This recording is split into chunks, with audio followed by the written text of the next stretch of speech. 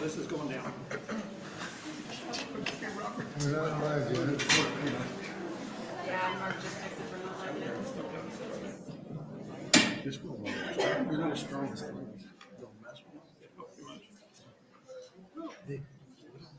Right here. This one might be higher. You can put the 25, huh? We are hosted by technical No, that's Dorn, we're live. Don't grab a bill up somewhere. All right. Very good. The clerk was able to get the technical difficulties resolved, and so we're ready to start. Welcome to the Appropriations Committee hearing. My name is Rob Clements. I'm from Elmwood. I represent Legislative District 2, which is Cass County and Eastern Lancaster County. I serve as chair of this committee. We will start off by having members do self-introduction, starting with my far right. Hi, Christy Armendariz from District 18, Northwest Omaha and Bennington. Myron Dorn, District 30. Robert Dover, District 19. Mike McDonnell, Legislative District 5, South Omaha. Anna Wishart, District 27, West Lincoln and Lancaster County. Tony Vargas, District 7 in downtown and South Omaha. Lauren Lippincott, District 34. Steve Redmond, District 47. Thank you. Assisting the committee today is Tamara Hunt, our committee clerk. To my left is our fiscal analyst, Michaela Finley. Our pages today are Malcolm from Omaha, UNL student, Kate from Kansas, UNL student. At each entrance, you will find green testifier sheets. If you're planning on testifying today, please fill out a green testifier sheet and hand it to the committee clerk when you come up to testify. If you will not be testifying but want to go on record as having a position on a bill being heard today, there are white sign-in sheets at each entrance where you may leave your name and other pertinent information. These sign-in sheets will become exhibits in the permanent record after today's hearing. To better facilitate today's proceeding, I ask that you abide by the following procedures. Please silence your cell phones and electronic devices. Move to the front chairs when you're ready to testify. The order of testimony for bills will be introducer, proponent, opponent, neutral, and closing. When we hear testimony regarding agencies, we will first hear from a representative of the agency. Then we will hear testimony from anyone who wishes to speak on the agency's budget request. When you come to testify, spell your first and last name for the record before you testify. Be concise. We request that you limit your testimony to 5 minutes or less. Written materials may be distributed to the committee members as exhibits only while testimony is being offered. Hand them to the page for distribution when you come up to testify. If you have written testimony but do not have 12 copies, please raise your hand now so the pages can make copies for you. And now we will begin today's hearing with Agency 25, Department of Health and Human Services. Welcome, Director.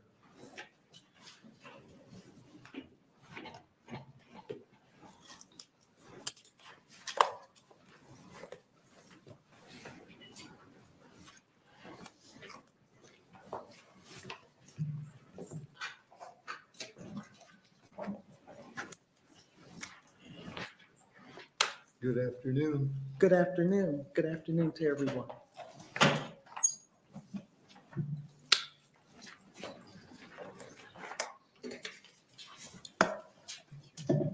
Good afternoon, Chairman Clemens and members of the Appropriation Committee.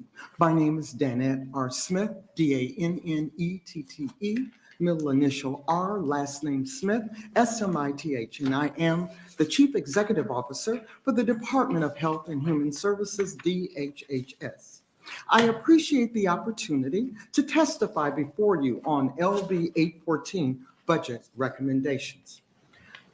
I am in support of Governor Pillen's budget as it makes necessary investments in the department's work to help empower Nebraskans to live their best lives. Today and tomorrow, you will hear from members of my leadership team who will present their departmental budget requests. They are Dr. Kevin Bagley, Division Director of Medicaid and Long-Term Care, Charity Menifee, Division Director of Public Health, and Tony Green, Division Director of Developmental Disabilities.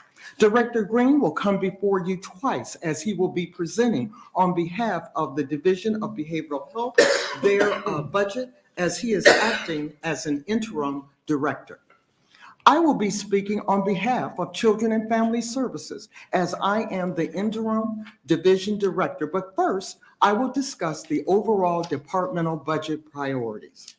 Since taking on the role as CEO over 4 years ago, there have been significant numbers of challenges faced as well as accomplishments made. We navigated the historical floods in 2019 to ensure Nebraska residents had the vital support needed as they worked to recover. A redesign of the Youth Rehabilitation and Treatment Centers, YRTCs, has now resulted in 2 facilities, the YRTC Lincoln and the YRTC Hastings. Receiving top marks of 100% compliance from the American Correctional Association in 2022, YRTC Hastings also received a flawless report from the federal PREA audit in April of 2022 as well, which measured 42 different standards and earned a report of approximately 100% compliance with no corrective action. Another major undertaking was Medicaid expansion, which has provided critical access to medical and dental services to over 80,000 Nebraskans out of a total of 390,000 Medicaid members. As we prepare for the public health unwind, the department has continued to refine its plan for a seamless transition for those Nebraskans who may no longer qualify for Medicaid to be supported by the federal marketplace. The department experienced numerous challenges presented by COVID-19 public health emergency. During this time, I began to reorganize the reorganization of the public health division to improve coordination and communication between the division and local health jurisdictions, as well as to improve our internal and external departmental operations. Through this experience, it was evident that there was a need to invest in technology and infrastructure. Outdated systems cannot keep up with the demand for data, which is needed to drive decision-making. When data drives decision-making, it enhances the department's ability to provide services to Nebraskans. I want to highlight several items included in the governor's budget recommendation related to data and technology. A primary mechanism for DHHS to help Nebraskans live their best lives, and we launched the I Serve Nebraska portal, a platform focused on integrating programs and services across the department. The platform provides the ability for Nebraskans to apply for benefits with numerous programs in a single application. This final phase will be implemented in July of 2023. While the base technology platform has launched, development will continue into the next biennium, and the governor's recommendation includes funding for this application. The governor's recommendation also includes funding for Data Nexus and Vital Records. The Data Nexus funding is a modernized enterprise data management through enhancements in data governance, architecture, quality, and integration. The Vital Records funding is a prioritized area that intertwines with the fundamental components of Data Nexus and transitions aging processes to a more secure, digitized, and efficient Vital Records system. The DHHS Public Health Director, Charity Menifee, will have more details on these requests. Finally, the governor's recommendation also includes funding for the Public Health Emergency PHE unwind for Medicaid eligibility. This is a process where DHS will unwind the continuous enrollment requirements and return to regular Medicaid eligibility operations. The department began this process on March 1st, 2023, and anticipates completion by April 30th, 2024. DHS's goal is to support continuity of coverage by assisting members who remain eligible For members who are no longer eligible, DHHS will support their transition to other coverage options, including the federal marketplace. Additional details regarding the PHE unwind will be provided in testimony by our Medicaid Long-Term Care Director, Dr. Kevin Bagley. The Department of Health and Human Services in full support of the governor's budget recommendation of $1.9 billion for DHHS and general funds appropriation. The governor's recommendation includes increases for the department of $43.5 million in 1 year of the biennial and $81.9 million in the year 2 of the biennial. The majority of these requests will fund cost of living adjustments for teammates, increases to operations costs that the department has experienced during the last 3 years, and provide rate increases that were enacted in 2022. I want to thank the Appropriations Committee for the opportunity to testify today. I would be happy to answer any of your questions. Other questions from the committee? Senator Wishart. Thank you, Director, for being here today. I did want to talk specifically on child welfare. Yes. So it's my understanding that family support workers within the Department of Health and Human Services would be, so those who are working on cases of children who are in the foster care system, for example. Case managers will be receiving the increase that was bargained as state employees. Walk me through then, when we're looking at provider rates for the contracted services we contract out for foster care youth for a similar position of a caseworker, but with a private entity or nonprofit, how that works with their rates and what they can pay versus what will be increasing pay internally at the department, how that's going to work. Well, we recognize that certainly our staff, and I've had an opportunity to talk with some of the provider councils, and they acknowledge that there have been a little bit of gap in how the salaries are. I think what you can hear from the department is that wherever possible, we want to figure out with the provider community how we make them whole. I don't know what I can do this year. We will not be asking for rate increases, but I know that we've had conversations about that. Okay, thank you. Other questions from the committee? Seeing none. CEO Smith, you just said that you wanted to also then move on to the other division. Yes.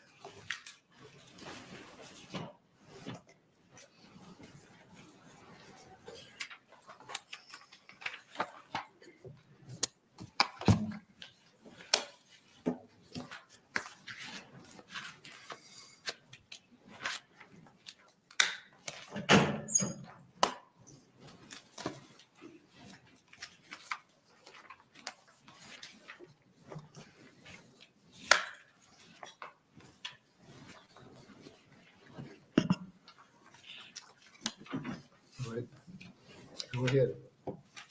Good afternoon, Chairman Clemens and members of the Appropriation Committee. My name is Danette R. Smith, Dannette, middle initial R, last name Smith, Smith.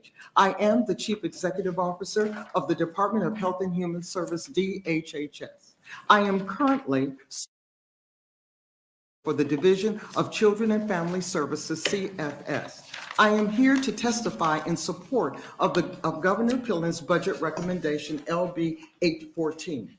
The budget includes many key priorities for the division, and those priorities will work toward the goal of improving the lives of Nebraskans over the next 2 years. The governor's recommendation includes funding to hire a team of dedicated foster care licensing staff. When a foster care home is licensed, DHHS can draw more federal dollars for child welfare aid program budget. This request will improve the department's 4E penetration rate, also increasing the amount of claimable federal dollars for 4E administrative costs. In 2022, child welfare providers received a rate increase of 17% in foster care and other child welfare services.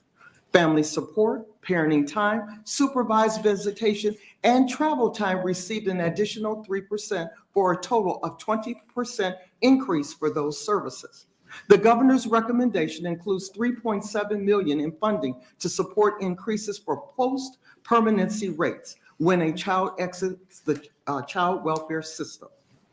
Post-permanency programs include programs such as adoption, guardianship, and independent living subsidies that are connected to current foster care rates. These funds help support children in their forever homes with the hope that they will not re-enter the system.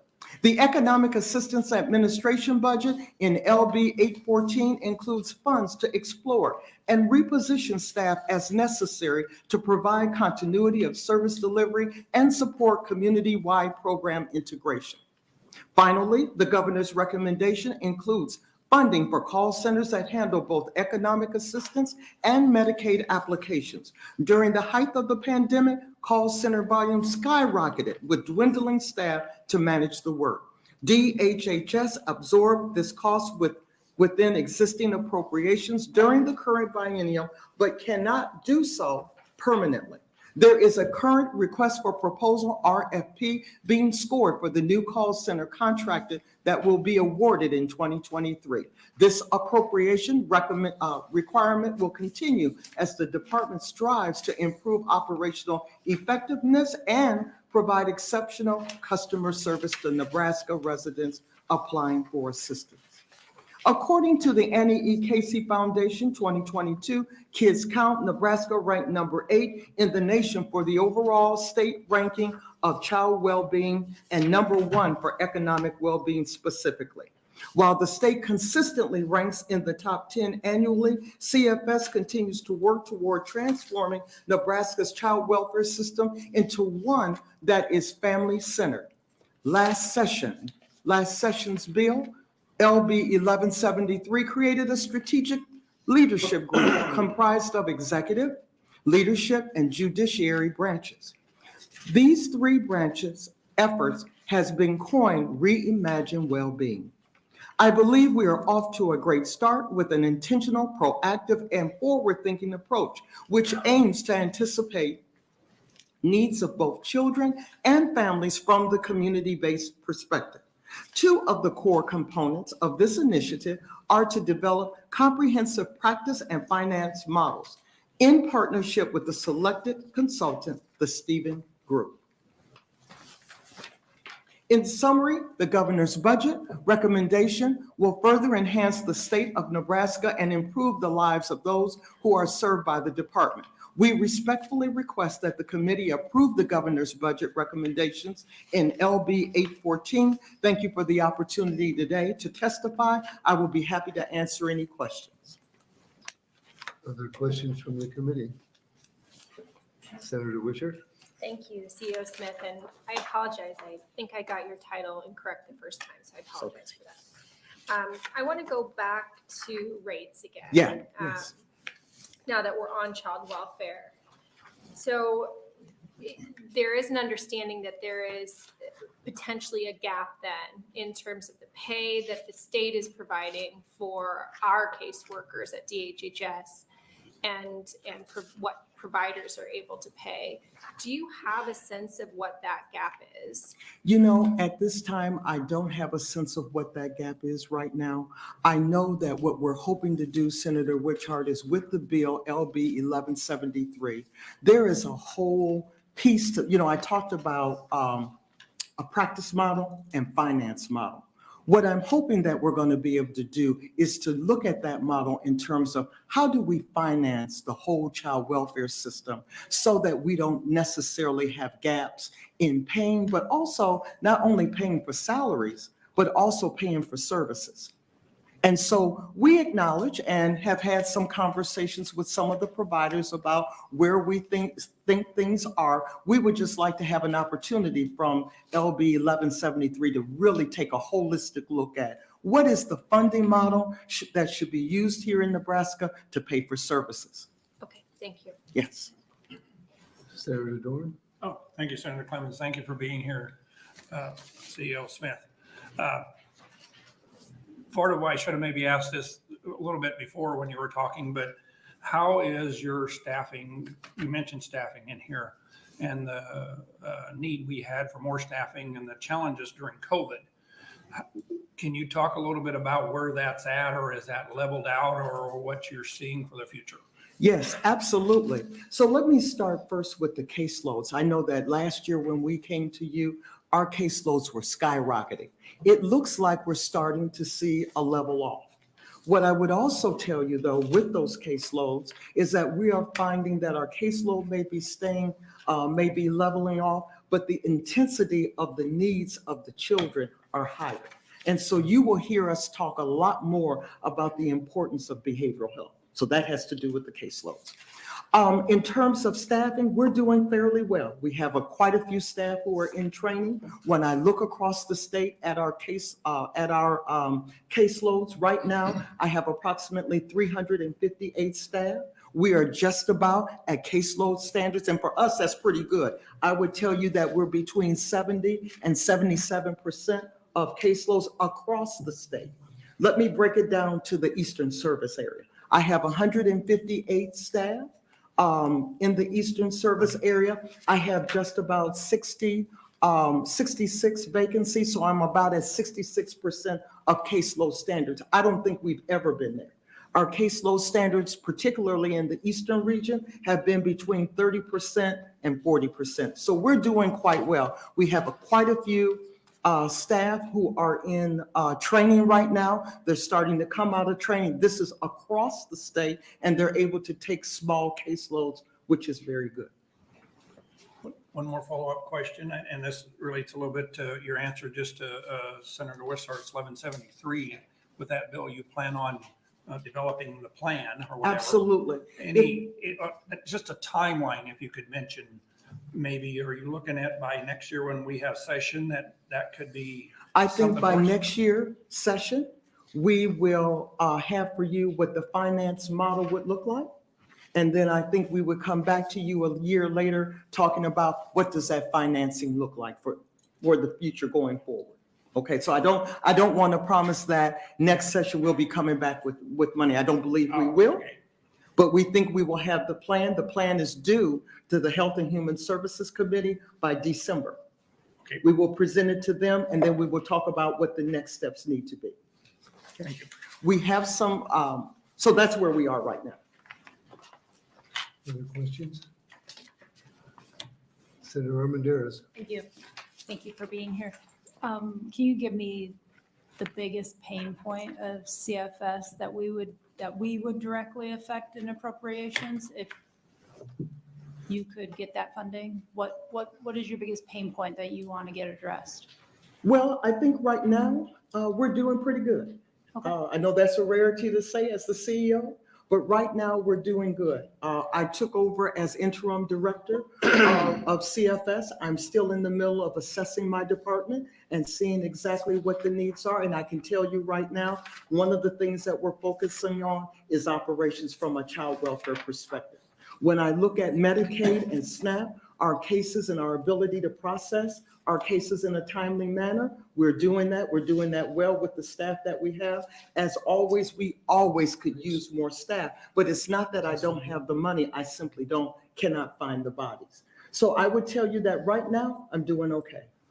Okay. You will hear me, and you did hear me in my testimony talk about in our budget, the governor has given us permission to put in the budget for licensing staff to help us get our homes licensed. If we have licensing staff, that helps us with our 4E penetration. Right now, our 4E penetration is about 20%. I'd like to see us raise that, but the only way I can do that or make it claimable is to have licensed foster homes where I can claim that 4E penetration. Other questions?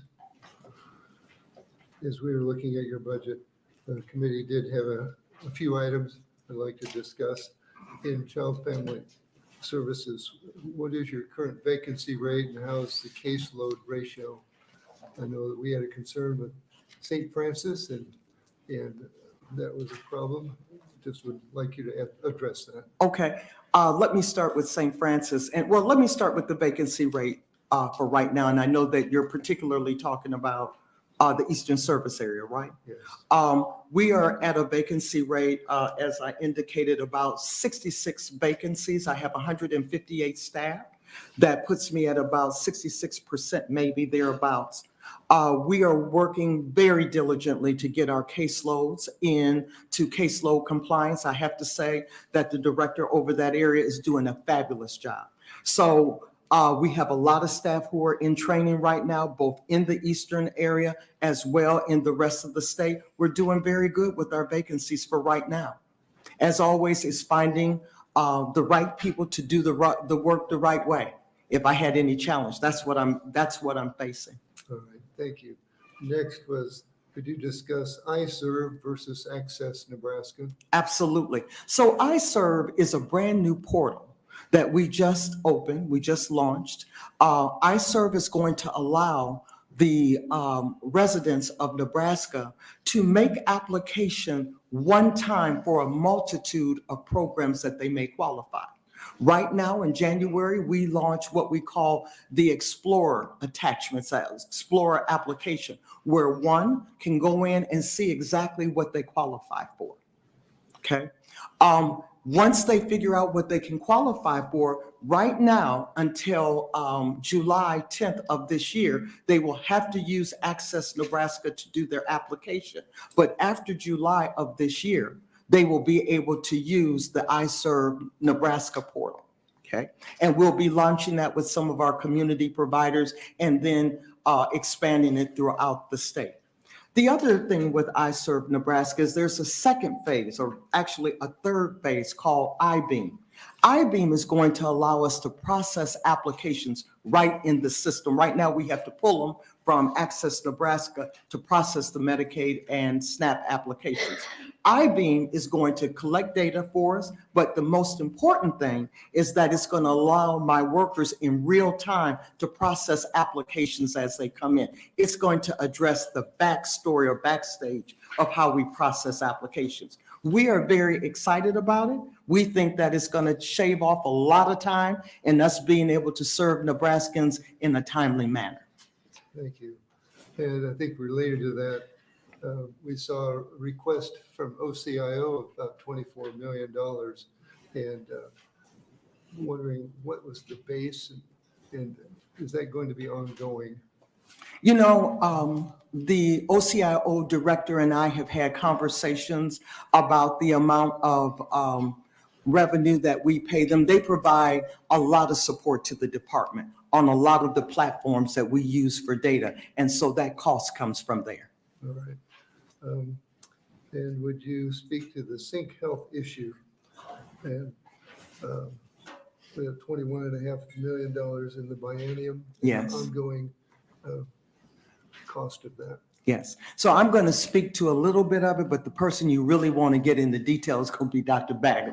Okay, because he can really get into the detail. We have made a deficit request because there were some figures that we got from CMS that really changed how we would pay Sync Health for their services. There's a couple of things. The letter that we got from Sync Health that told us we were no longer at the 90-10, that we were going to be paying at the 83%. That was one thing. And then the second thing is that in order to get that 90-10, Sync Health had to be doing development of a product for us. They are now in the maintenance of effort, which takes it down to 75%.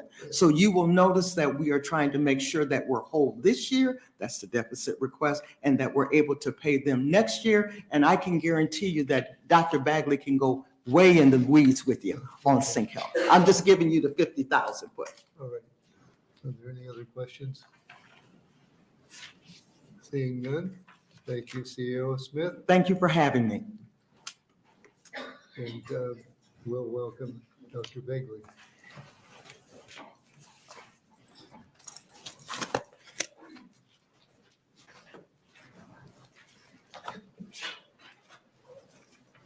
Good afternoon. Good afternoon, Chairman Clements, members of the Appropriations Committee. My name is Dr. Kevin Bagley, Kevinbagley. I'm the Director for the Division of Medicaid and Long-Term Care within the Department of Health and Human Services. Here to testify in support of the Governor's budget recommendation. I want to begin by thanking Chairman Clements and the members of the committee and the staff for working together with us. Medicaid is a significant portion of the state's budget and has significant impacts on the approximately 390,000 Nebraskans that we serve. Our division is committed to serving Nebraska's most vulnerable residents and has worked with the governor on a responsible budget to continue that work. The governor has proposed a responsible budget for MLTC, and the governor's budget recommendation for state fiscal year 2024 and 2025 includes the following.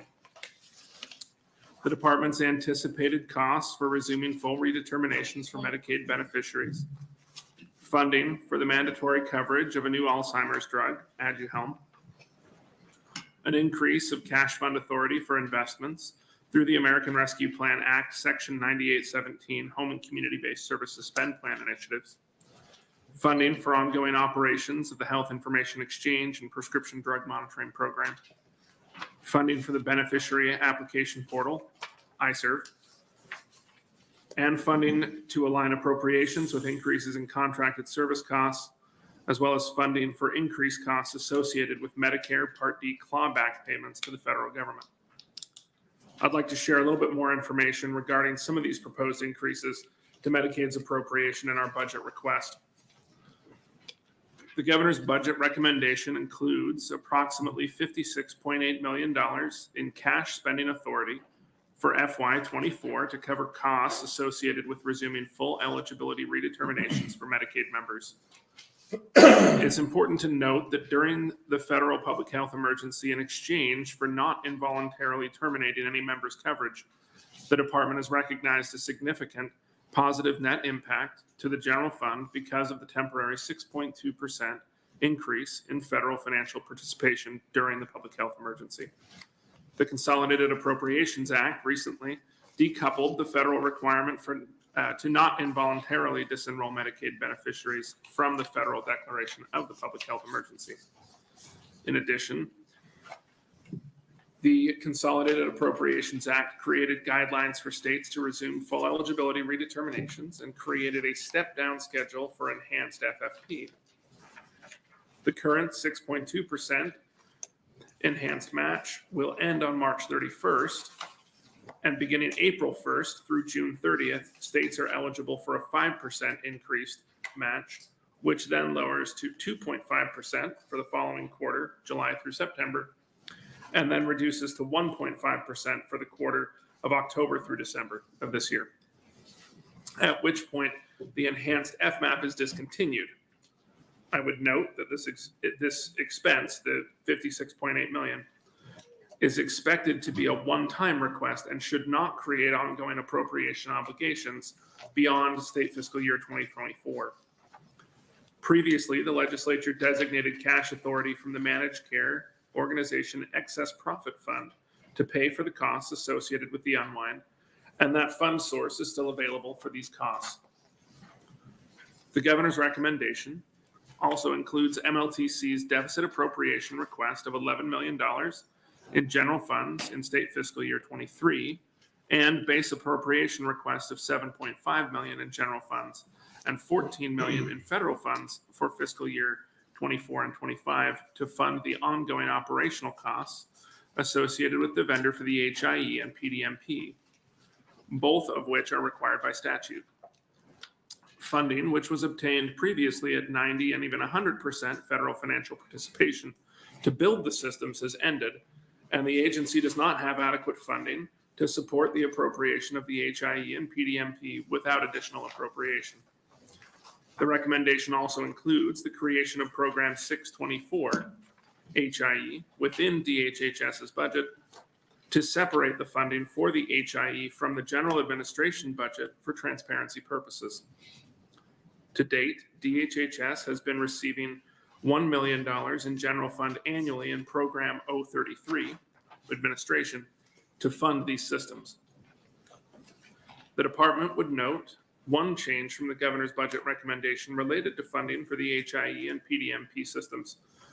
The department has worked with the vendor, Sync Health, to identify a cost allocation between HIE and PDMP for costs that are considered shared between the two systems. The total cost in the budget request has not changed, just the allocation between those two systems. The revised budget request for the new program 624 HIE is now just over 6 million in general fund with 9.9 million in federal funds in each fiscal year. The difference between these amounts and the total request is the amount attributed to the PDMP system that would remain in the program 033 administrative budget. The governor's recommendation includes funding for the iServe portal in the amount of 9.3 million in cash funds for state fiscal year 24 and 3.3 million in state fiscal year 25. This funding will allow the agency to complete the iServe portal, which improves experience for Nebraskans who apply for help with food, heat, electricity, healthcare, childcare, and other essential needs within a single application. The streamlined application feature of the portal is expected to go live in July 23 to select community partners and will go live to all beneficiaries in the following months. The department will continue to make enhancements to the portal, and development will continue throughout the 2023 through 2025 biennium. In summary, DHHS supports the governor's budget recommendation in LB 814, which provides the necessary resources to continue our focus on covering the healthcare needs of our most vulnerable Nebraskans, with an eye toward improving the customer experience as well as health outcomes. We appreciate the Appropriations Committee's time and thank you for the opportunity to testify today. I'm happy to answer any questions that you all have. Are there questions from the committee? Just a minute here.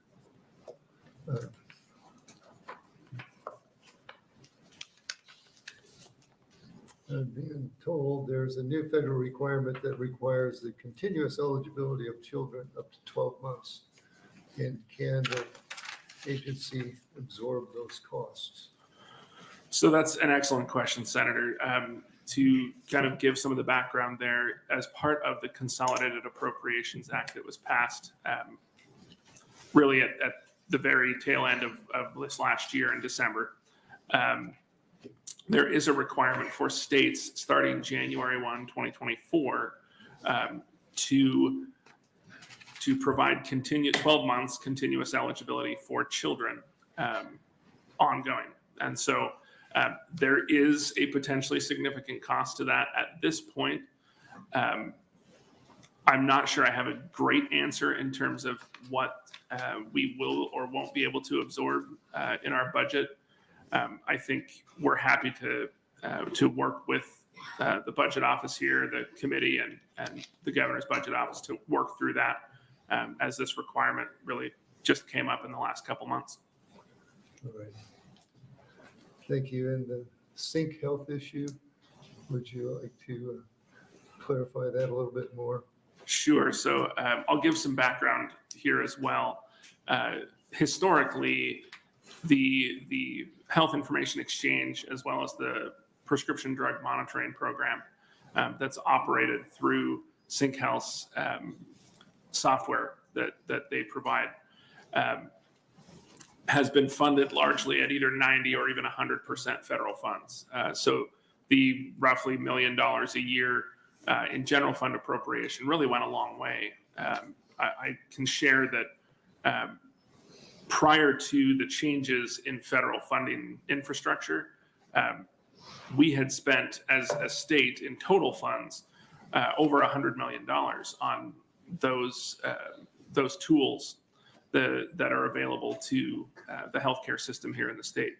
When the Support Act and the High Tech Grant went away at the end of 2020 and 2021, respectively, that changed that federal financial match from 90 or even 100%, and essentially put it on states to come up with an allocation methodology for how much of it could be attributed to Medicaid.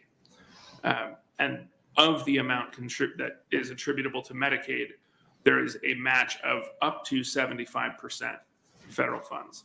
So the state match obligation shifted dramatically. What we, without trying to go through what would be an otherwise, I think, frustrating word problem of percentages of percentages of percentages. Essentially, we pay about 40 cents on the dollar for that tool in state funds, and 60% is federally matched based on the allocation methodologies approved by CMS. And part of the reason we're coming now, as opposed to, say, a year ago, is really, it wasn't until really March of last year that we even had an approved allocation methodology through CMS. And so since then, we've been working to try and put everything in place, including contracts and getting all of the appropriate pieces in place to make these payments. But we're at a situation now where we would need the deficit request to cover the remaining costs of the contract, and then the ongoing funding to meet our statutory obligations in support of the HIE. All right. Thank you. Senator Wisher? Thank you, Doctor, for being here today. One of the discussions that we had when we were looking at this budget, and you may not be the one to answer this, but since we're talking about Sync Health, Sure. I thought I'd pitch it to you. We noticed that we have a public health cancer registry. It's currently funded by healthcare cash funds, and a public health Parkinson's registry. And we're looking at, the sustainability of that fund, and then whether these get moved over to general funds.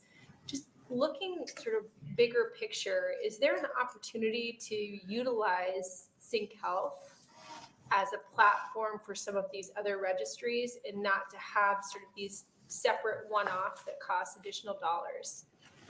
So I'm not sure that I'd be the best person to opine on that specific issue. I can say, I think it's important as we think about how we leverage technology, that we're careful to take a modular approach where we don't put ourselves in a position where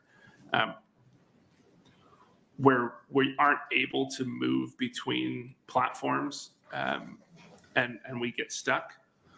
That puts us in a difficult position, I think, as a state and as an agency. That being said, I don't want to offer an opinion on whether or not Sync Health would be the right place to do that or not. I think others may be able to offer better feedback on that. Okay, thank you. Other questions? Senator Erdman? Thank you, Senator Clemens. Thanks for being here today. You spoke about the new program, 624, and you said the revised budget is 6 million, general fund 9.9 million. The original budget was 4 to 8. And then you want to talk about that would remain in program 33. Can you explain why you did that, why that happened? Yeah, so the background for breaking out the new budget program 624 is really, we want to make sure that now that we're not talking about, say, $1 million a year in general fund appropriation to fund the health information exchange, now that we're talking about 7.5 or potentially more in the future, we want to make sure that it is clearly defined from the perspective of the legislature as well as the public in terms of what money is appropriated for that. When it gets rolled into that 033 budget, right, that is relatively fungible in terms of how we spend that on administration of the department. And so we want to make sure it's clear how much is appropriated for that budget. In terms of the allocation between the two, because we have Sync Health currently operating the HIE as well as the prescription drug monitoring program, the PDMP, that PDMP is required by federal law that we operate that. And so because we have that federal requirement that is in place, we think it's appropriate for us to include that as part of our 033 budget. We don't have a similar federal requirement to operate and pay for the HIE, though we do, in this case, have state statute associated with it. And so we believe that the best way to kind of foster additional transparency on that front is by breaking it out between the programs. Okay, thank you. Senator Dorn? Thank you, Senator Clemens, and thank you for being here, Director Begley. when we had the meeting over, I'd call it over in your big room over there. Yeah. The question was asked about expanded Medicaid and what those numbers looked like and what you thought maybe going forward they would be. Could you talk a little bit about that? Yeah, so through the public health emergency, obviously, as we've not been able to disenroll anyone, we've seen our numbers climb quite a bit. And so we currently sit around 390,000 total members. Medicaid expansion, we have seen obviously climb throughout the pandemic because it's been a new program, right? We've seen growth in that. The original estimates for that were in the 95,000 range, I believe. We haven't seen that level of enrollment, in spite of the fact that we haven't had any churn in the program either. So in that discussion, the question is raised of, do we think we're ever going to hit that 95,000 number for enrollment? I certainly don't have a crystal ball to predict really what the future will be. If I had to guess, given the fact that we haven't seen any churn in the program, it seems likely that the roughly 80 to 85,000 that we're currently enrolled through Medicaid expansion is probably as much as we're going to see. Now, of course, things can change, the economy can change in the future, and that may shift. But it seems unlikely that we're going to have more than that as we go through this unwind. Is that the number you're currently at then, in that 80,000 range? Yes. Yes. Thank you. Well, is that the question? It went up for from 12 to 7, so did it go down in the Okay, the sync health issue? sync health issue. We went from 12 million up to 17.9. Did the program 33 drop by that amount? I think that's what we're asking. So did we see 033 drop by the same amount as went into 624? Is that the Yes, question? yes, that's it.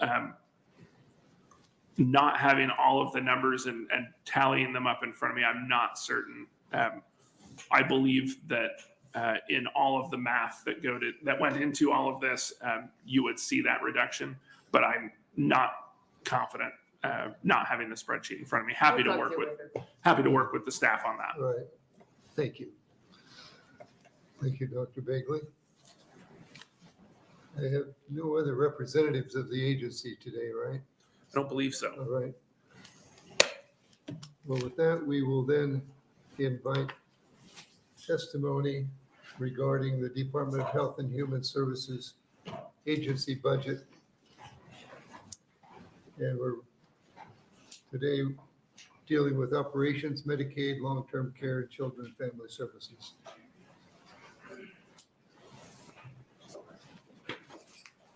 Good afternoon. Good afternoon, Chairman Clements, members of the committee. My name is Amy Binke, AMYBEHNKE, and I'm the CEO at Health Center Association of Nebraska. I'm here today on behalf of Nebraska's 7 federally qualified health centers who collectively serve over 116,000 patients statewide. We're pleased to share our comments on the agency budget for Medicaid and long-term care, and would respectfully request that the committee consider including funding in the budget for providing 12-month continuous eligibility for children enrolled in Medicaid. Thank you for teeing that up, Chairman. 12-month continuous eligibility is a proven method to ensure continuity of coverage and care. Because no one lost coverage for Medicaid during the COVID-19 public health emergency, we were able to witness the impact continuous coverage has on our patients. Nationally, the uninsured rate for children dropped, reversing a multi-year trend of the number of uninsured children actually going up. In Nebraska, our health centers serve over 36,000 children annually.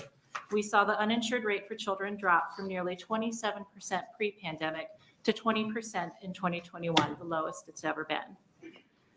Beginning July 1st or January 1st, 2024, all states will be required to provide 12-month continuous eligibility for children.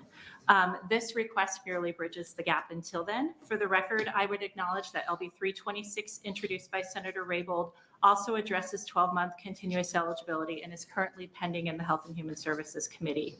However, considering that the state will have to begin continuous coverage in January, we felt it appropriate to raise the issue during the agency budget hearing as well. Adopting 12-month continuous eligibility now will help more low-income Nebraska children keep their Medicaid coverage in order to stay healthy.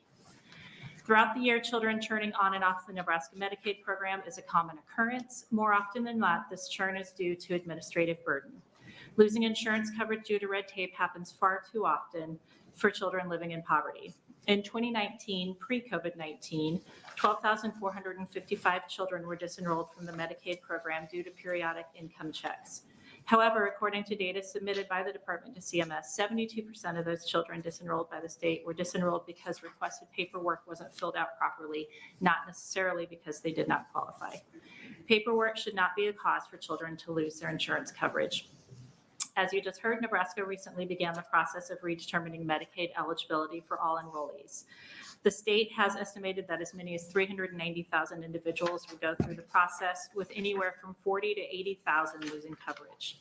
Based on an analysis by the Federal Department of Health and Human Services Office of Health Policy, children are expected to be disproportionately impacted by the redetermination process, with as many as 5.3 million children losing coverage nationally.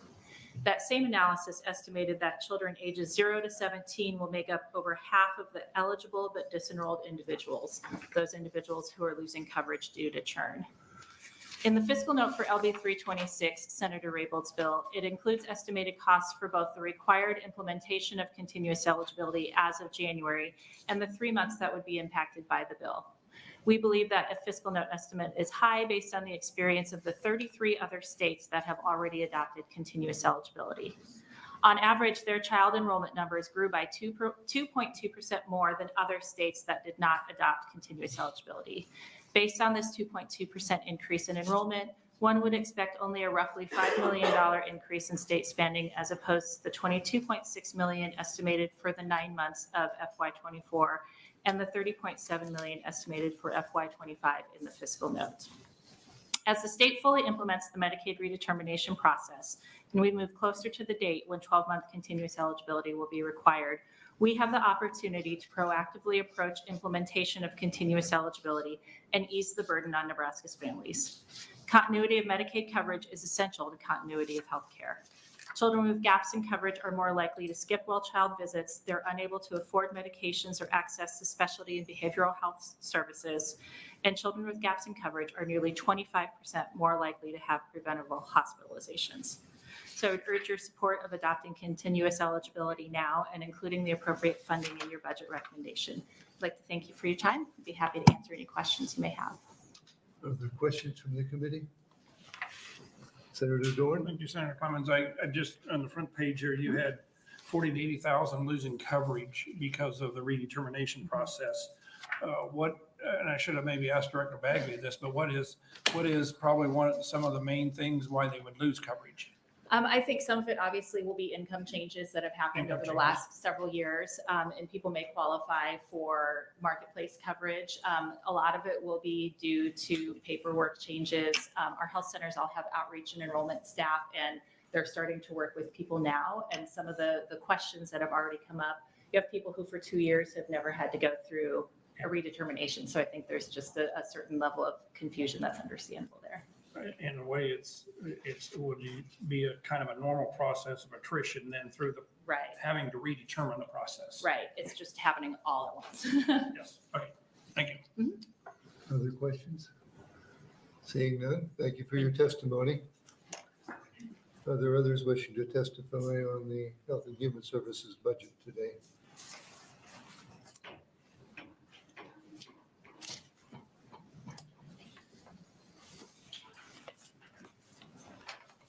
Good afternoon. Good afternoon. Thank you for having me, Senator Clemens and committee members. I am Dr. Liz Papanaugh, Lizpapineau. I'm a general dentist in York and the current president of the Nebraska Dental Association. I am here testifying on the Medicaid budget hearing to make the committee aware of LB 358, a bill that was referenced to the Health and Human Services Committee asking for a 25% increase in dental Medicaid fee reimbursement. From a budget standpoint, a 25% increase equates to $6 billion in the first year and $7 million in year 2. The intent is to provide better and more appropriate dental fees, encouraging more dentists to sign up to see Medicaid patients. The ultimate goal is to assure more Nebraskans who rely on Medicaid will be able to access dental care. Thank you. Like numerous other small businesses, our dental offices are dealing with staff shortages, along with increasing payroll, material, and lab costs. With the current reimbursement rates from Medicaid being approximately 40% of our average office fees, it has become incredibly difficult to provide quality dental care for those on state assistance. It's never been dentists' intent to make a large profit off of Medicaid patients. However, one cannot expect dentists to lose money and continue to take Medicaid. For example, Medicaid reimburses $38 for an adult teeth cleaning, while the average Nebraska hygienist hourly wage is $45. As you can see, that payment for Medicaid doesn't even cover the hygienist's wage, let alone the additional cost of materials and other expenses. Simply put, no other small business would sell their goods for $25 when it costs them $35 to make the product. There are many other organizations that are in support of this increase, and for good reason. Poor oral health affects so much more than just the mouth.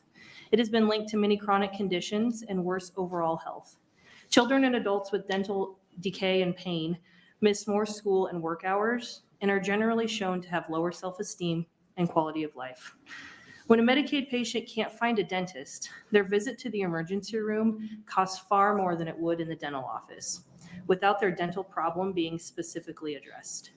If we could afford to see more of these patients to prevent more of these larger issues, the ripple effect from this small financial increase could be huge. Healthier parents raise healthier children. Kids will miss less school, adults are better able to find and keep jobs, saving hospitals, schools, and employers much more long-term. Ideally, the money saved from these reduced emergency room and hospital visits, as well as treatment of chronic conditions linked to oral disease, could be allocated to this requested increase. We already have a shortage of Medicaid providers, declining further with those of us who have been long-term providers, limiting our new patients. It hurts me to turn away a Medicaid patient, but my hands are tied. I can't afford to lose money and expect to keep my business open and functioning. No dentist can.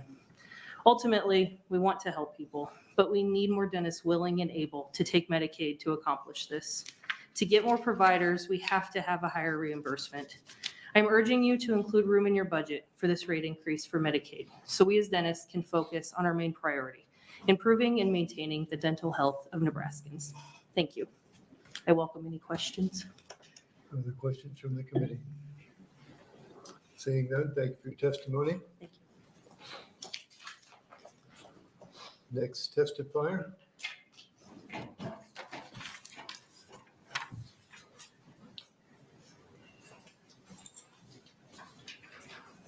Good afternoon. Good afternoon, Chairman Clements and members of the Appropriations Committee. My name is Marcia Muting. It's MarciaMueting. I'm a pharmacist and the Chief Executive Officer of the Nebraska Pharmacists Association, as well as a registered lobbyist. The Nebraska Pharmacists Association represents all pharmacy professionals across the state. I appear before you today to address our request for funding to provide an increase in dispensing fees for pharmacies under LB 204. LB 204 was heard before the Health and Human Services Committee on March 1st. The calculation for reimbursement for prescription drugs is complicated. It is based on the sum of the cost of the drug plus the cost to provide the drug, those two things together. The dispensing fee, or the cost to provide the drug, dispensing fee, is an amount paid to the pharmacy for each prescription to cover the cost of providing the label, the vial, pays for overhead, etc. In recent years, the estimated cost of the drug has decreased to reflect an average of what pharmacies across the country pay for the drug. It is important to note that whenever anyone is paid on an average, you overpay some and you underpay others. Before 2015, dispensing fees ranged from $3.25 to $5. In January 2008, a report was issued to Nebraska Medicaid on the pharmacy provider's cost of dispensing and reimbursement based on Medicaid paid pharmacy claims. This report revealed that in 2006, the average cost of dispensing a prescription in Nebraska was $10.18. The cost of dispensing a prescription was calculated by dividing the prescription department overhead and labor costs by the number of prescriptions dispensed. Dispensing fees were not adjusted based on this survey in 2008.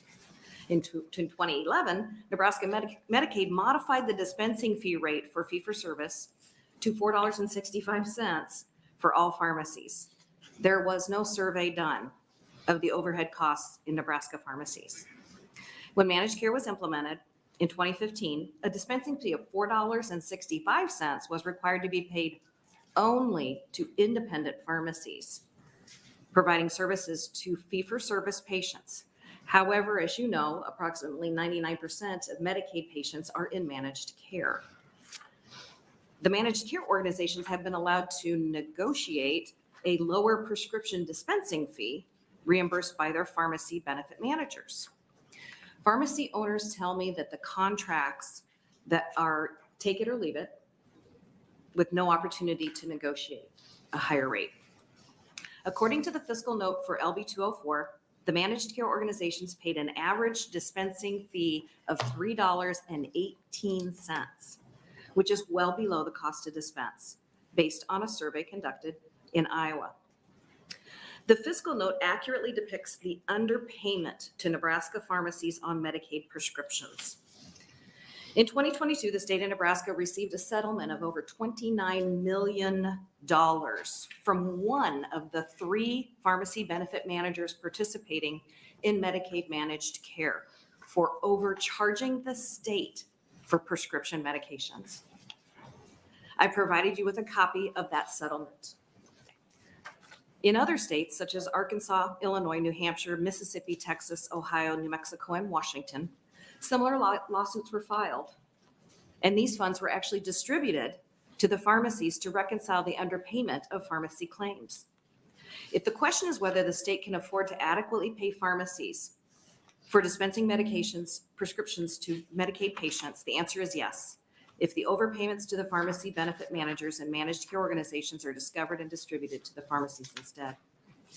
The intent of LB 204 is to require a dispensing fee of $10.38 on prescriptions to pharmacies for Medicaid patients to cover the average cost of dispensing as determined by the cost of dispensing fee survey completed in Iowa in 2021. A cost of dispensing survey has not been completed in Nebraska since 2008 using 2006 data. Pharmacies have not received an increase in reimbursement in 22 years, but they have received cuts to reimbursement on both the cost of the drug and the dispensing fees. These underpayments are having a ripple effect, forcing pharmacies to close, decrease hours, which they're open for business, and decrease staffing, which is impacting patient care and access. That's your time, if you could Yes. close. That's right. The fiscal note, you have the information, or you can obtain the information on the fiscal note. The initial estimate is $11 million annually to the state of Nebraska. The fiscal note says $31 million, but 65% of that will be covered under the federal match. So it'll come from the federal government. All right, other questions from the committee? Seeing none, thank you for this information, and You for your bet. testimony. Thank you.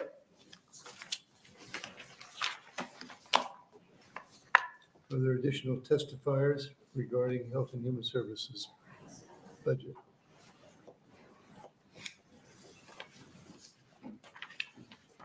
Seeing none, that will conclude today's. Pardon? When we have agency budgets, you can testify proponent, opponent, neutral. We don't separate it.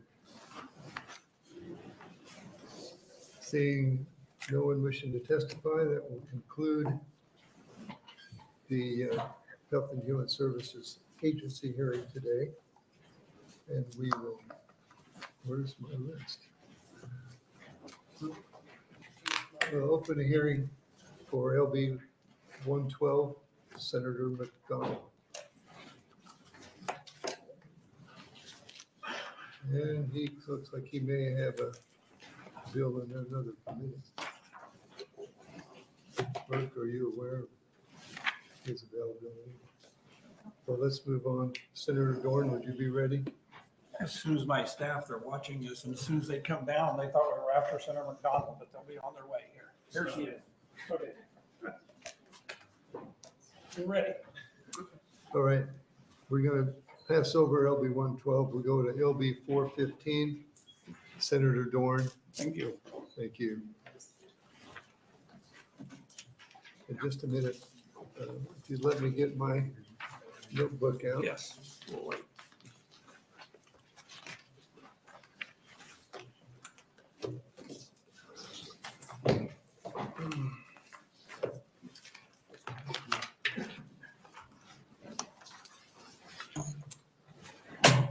All right.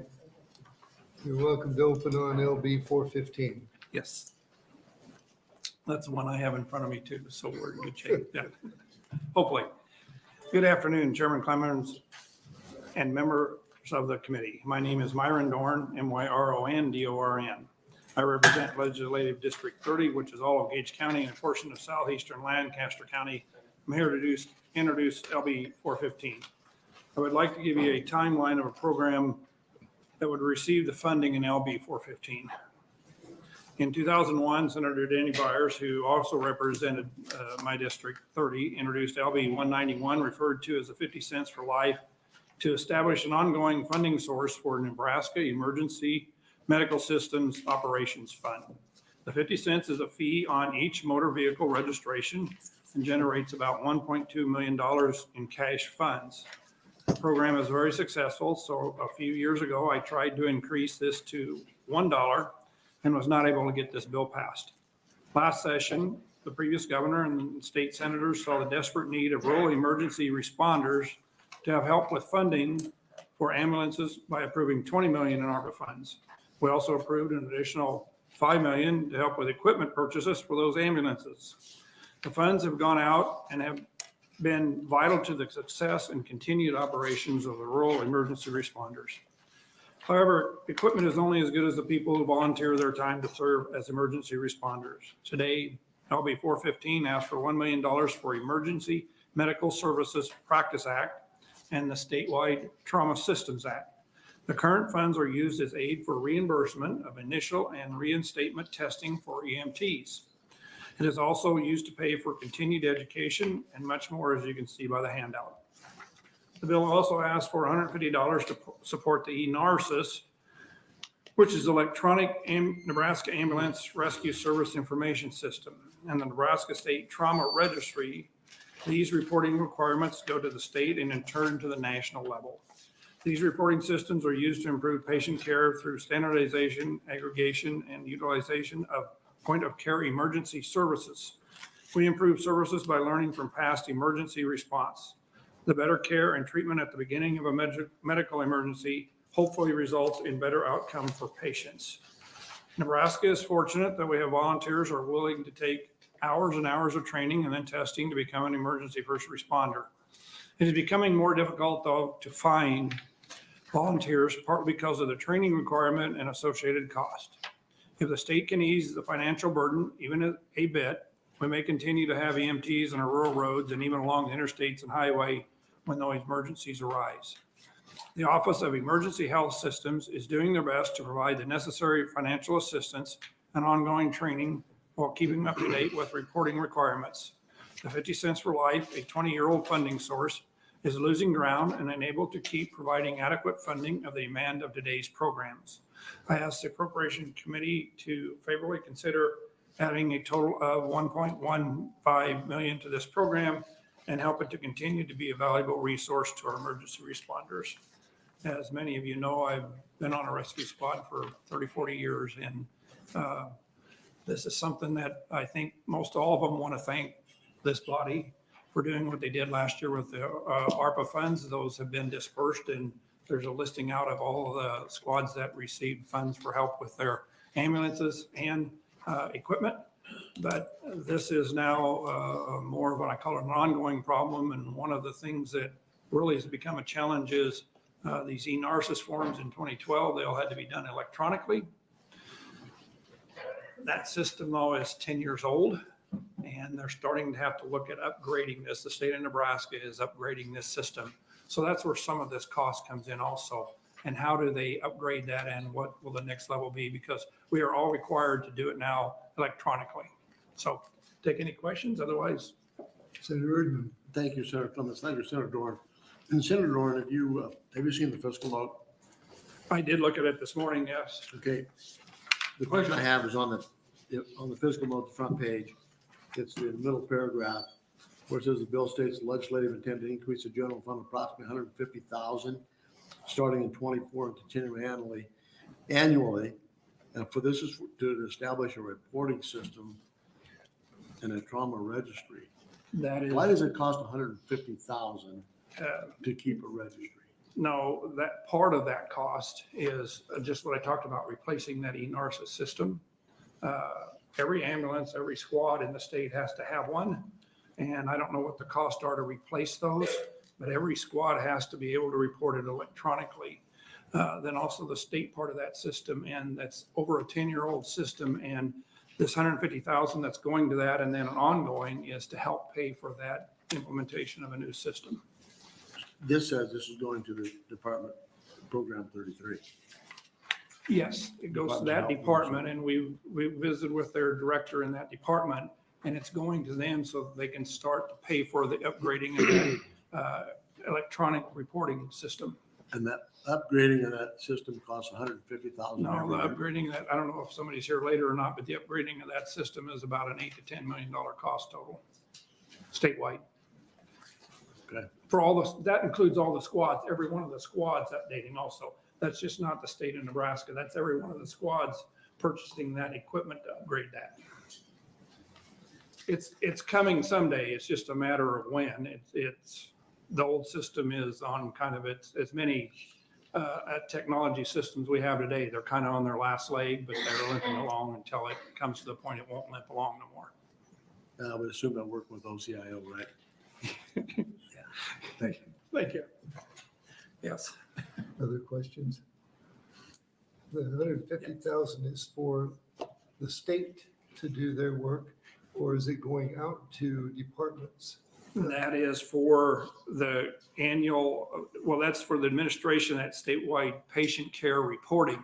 But as we visit with the director of that part of it, though, they are looking at though of how to implement a brand new system because it's there. But this is helping with that currently now. But then where do they go to implement the new system, which someday it's going to have to be implemented. And the $1 million would be grants to squads to help pay for their testing and education? Yes. Is that it? Re-EM testing, well, new EMTs have to pass a federal registry test. And they also have to take classes, which right now, if you take them at Southeast Community College, they are required about a 6-month time period to get those done 2 to 3 nights a week. And that cost is right now borne by the squads or by the state, depends on who picks it up. Many squads do, but that would be to help us get more new rescue volunteers. All right. Yeah. Thank you. Any other questions? Seeing none, we'll welcome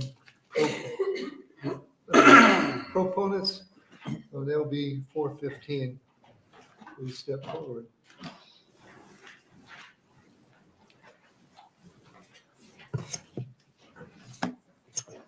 Good afternoon.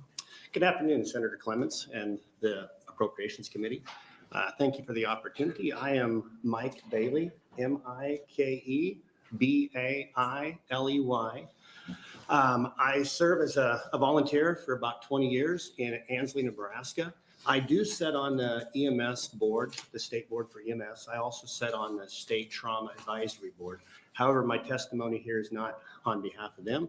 It's on behalf of myself as a father, a businessman, a farmer, and as a volunteer out there. I'm here in support of the LB 451, and I appreciate Senator Dover's bringing this, or Senator Dorn bringing this forward. I spent 20 years in EMS where I've got to serve as a firefighter EMT. And then the last 10 years, I've got to work at a level 4 trauma center in Dorn, Nebraska. I've also worked at a level 2 trauma center in Good Sam and Kearney. I also have been at 10 years been able to be an instructor for EMS across the state. This year, I had the opportunity to travel nationally and go speak across the nation at some of the different areas. I've always heard instructors come in here and talk about the passion and the volunteerism in Nebraska. And it didn't ever really sink into me because I'm a volunteer and that's just what we did. But stepping outside this state and going to other states, they don't have that passion and they don't have that help. That's a great cost to their state. And I think it is a huge savings to our state of what these volunteers provide. So we've really got to look at providing back for them. So I ask a couple of questions here as I look around. Do we give them all the resources they need to provide high-level care? Do we bring training directly to them to help them do that? The other question is, do we care for their mental health?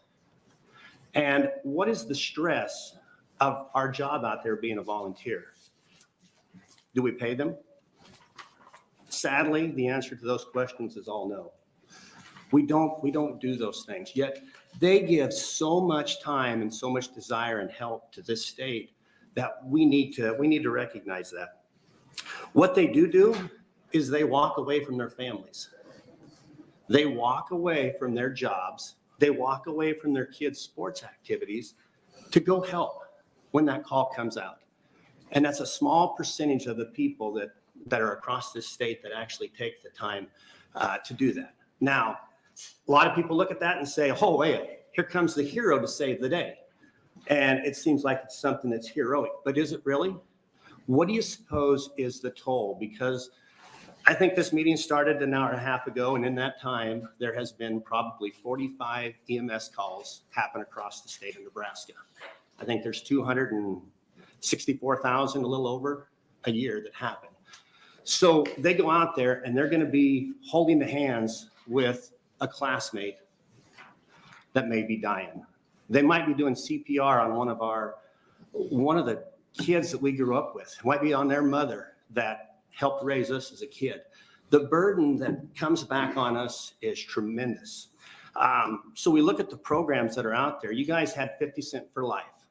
That originally, I believe, started out as $1 for life, and it got cut back to 50 cents for life. And they've done a great job of managing that program, but that's over 20 years old with no increase, not a dime. Everybody knows things have changed, costs have came up. We have raised the level of EMS out there for what the rural squads can do and the volunteer services and even the professional services can do, but we haven't raised what we're doing to give to them. So this money is desperate in being able to help them out there, because what kind of deals does it do? It helps with programs like the CSM, which manages their stress out there and things like that. So we owe it.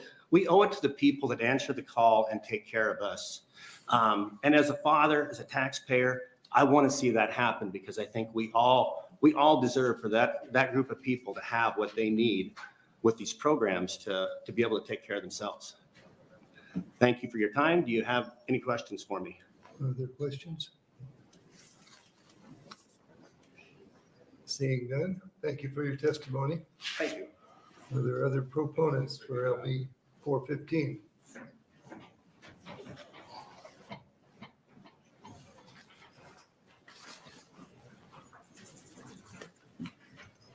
Tim Norris, Bennett Fire Chief, TIM-NORRIS. Welcome again. I think this bill is worth considering because the folks that we work with are understaffed. And I would say from my experience, from what I talked to some of the people that used to work there, underpaid.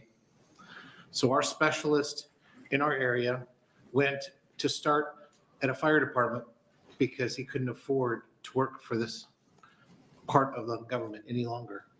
So now he's a starting firefighter. We lost somebody good in our area that helped us do a good job with our EMS.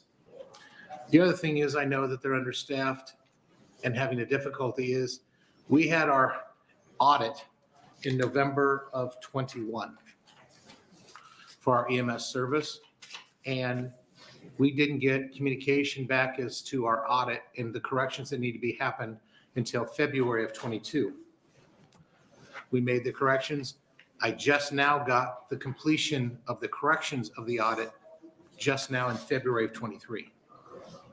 So if there's things that need to be done and fixed and helped, and they don't have the manpower to help make sure we're doing a great job serving the public, that should be a concern to all of you, and that we can't do as good a job because we don't have the support from the state. The other thing that I know this money's going to go toward is our reporting process. The one that we have is old. I know they're in the process of looking at new ones that are going to cost significantly more. When we go out and volunteer, sometimes it can take up to an hour or so to fill out what we have to do to report, to get everything squared for the billing and for the state to be reported. That's on top of the time we're with the patients and transporting and whatever else. So my goal and my hope is this new system will be much more user-friendly. We also, as a department, have to build in forms into the system. It's very cumbersome. So again, you have volunteers. What can we do to help them be more efficient? We have volunteers that say, you know, if this doesn't get any better, this is taking too much of my time just doing paperwork. Why do I want to keep doing this? The pay isn't all that great. So if we can do things to make our volunteers have a better experience serving the people that they want to serve, then that is the benefit to what this is all about. Anybody have any questions for me? Questions? Seeing none, thank you for your testimony. Thank you. Additional proponents for LB 415.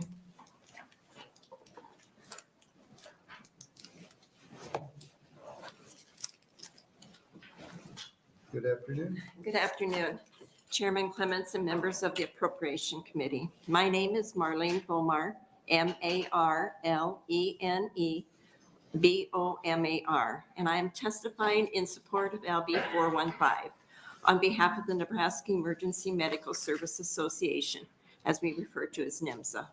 I am a volunteer EMS provider for Battle Creek, Nebraska, and I've been volunteering for local squads for 27 years. My husband is also a volunteer, and he has been serving as a volunteer for 46 years. Over that time, we have seen the number of volunteers drop drastically. And in that same time, the kinds of calls we are asked to respond to have become much more complex. For both of these reasons, squads across Nebraska have been more and more reliant on the Office of Emergency Health Systems. Our NEMSA members rely on the office for training opportunities in order to keep up with the number of hours training we are mandated to receive.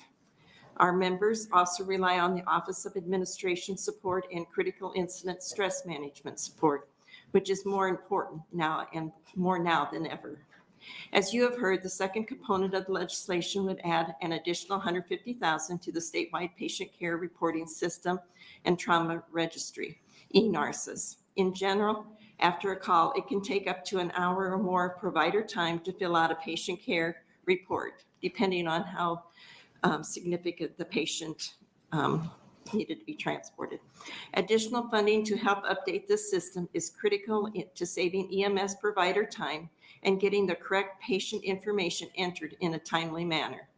On behalf of the EMS members of NEMSA from across the state, we are asking for your support of our work and your investment in these critical services. Thank you, and I would be happy to answer any questions. Other questions? Seeing none, thank you for your service. Thank you. For your testimony. Additional proponents.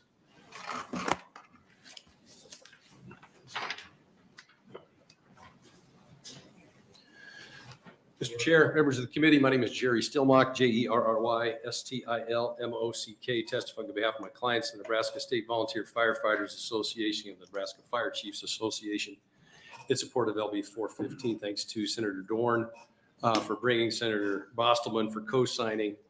The message is twofold. There's two components, as you saw. One is for additional funding. This would go towards staffing.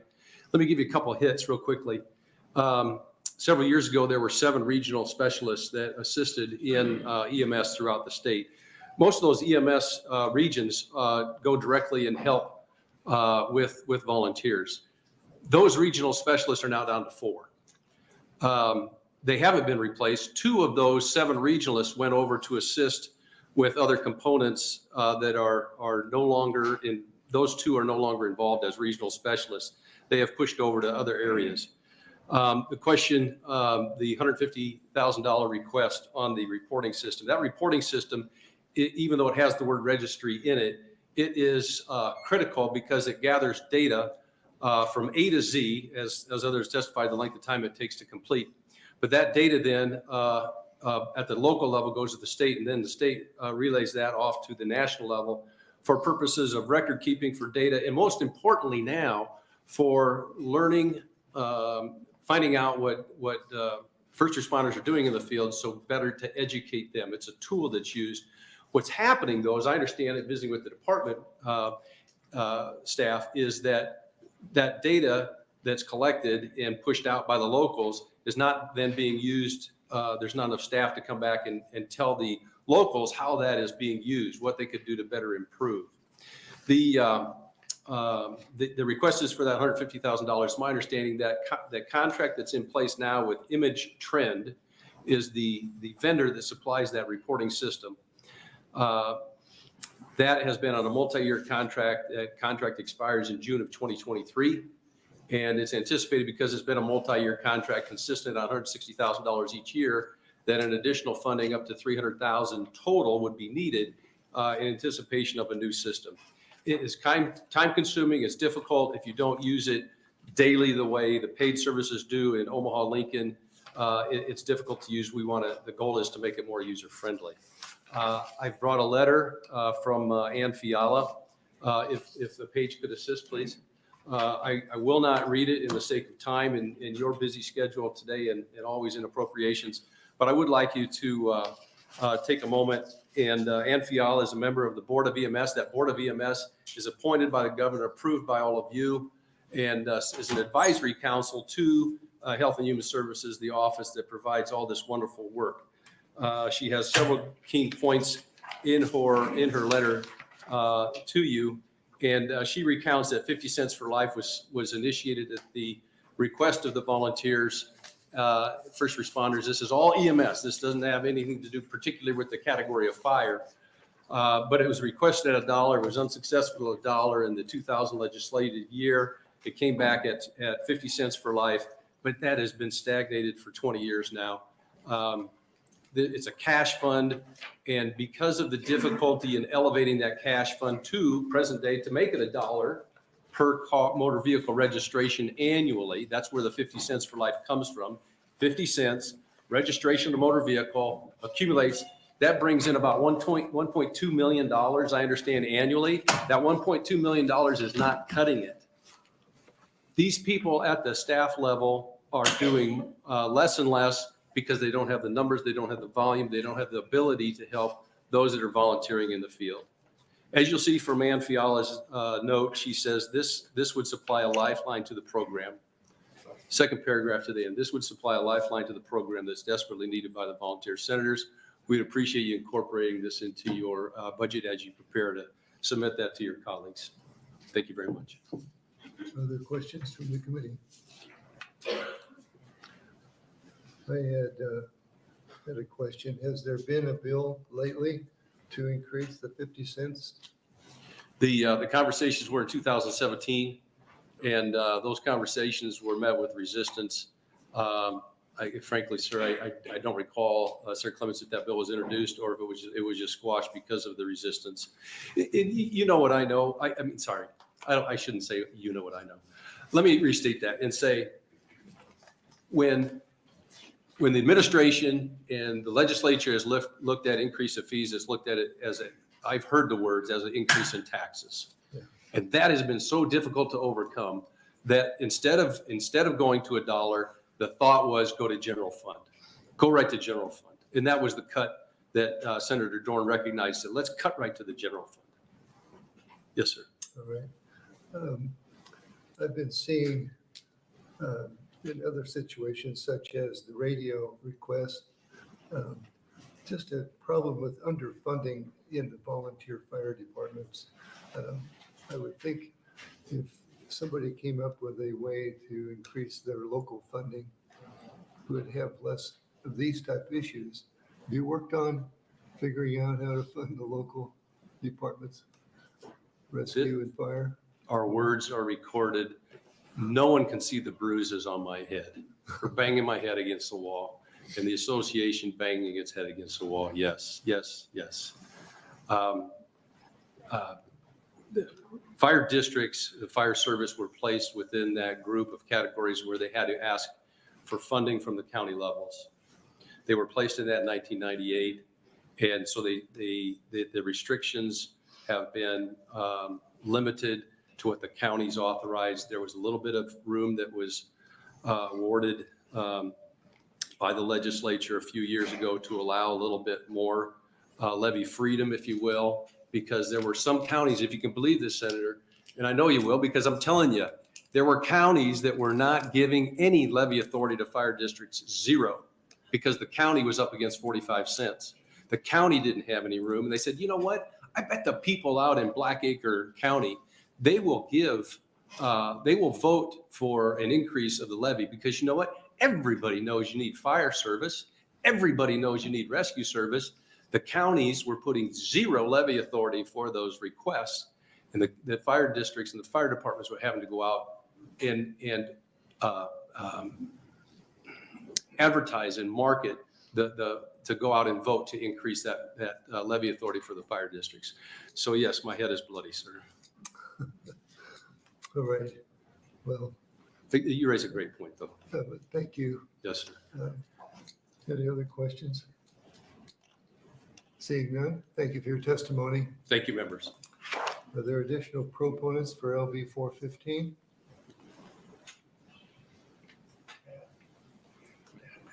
Seeing none, is anyone here in opposition?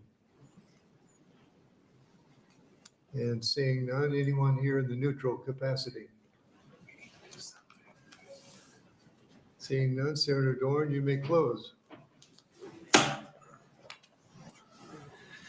Thank you. Thank you for taking the time to listen to this bill. I'll just talk a little bit on your last comment there. What about local funds or sources or resources or whatever? I think the fire departments and local EMT squads are one of the best fundraising soup dinners, pancake feeds, whatever, probably in the state, because they do a lot of them and stuff.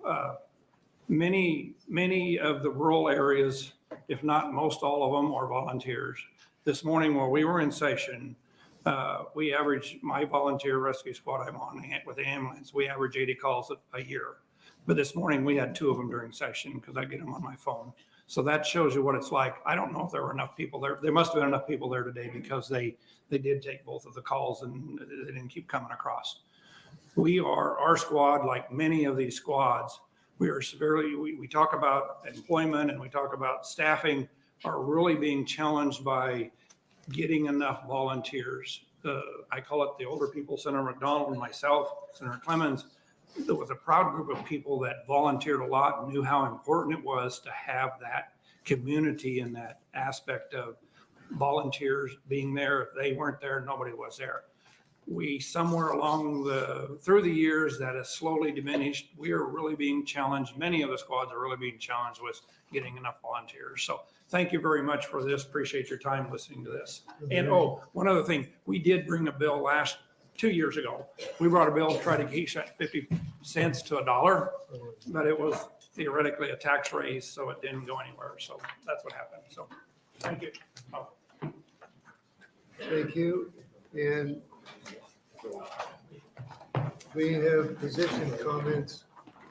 On LB 415, we have position Comments for the record. 5 proponents, no opponents, no one in the neutral. And that concludes LB 415. And now we will go back to LB 112. Chairperson Clements, members of the Appropriations Committee, I apologize for not being here earlier.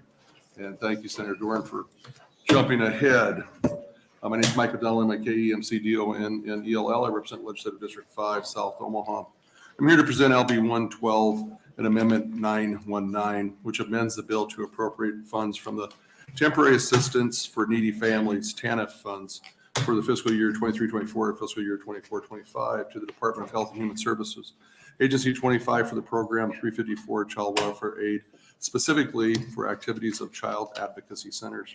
The amendment for Amendment 919 alters the original bill by changing the source of the appropriations to come from Temporary Assistance for Needy Families Funds. TANF is a federal program that provides financial assistance to states with the goal of supporting low-income families and with children.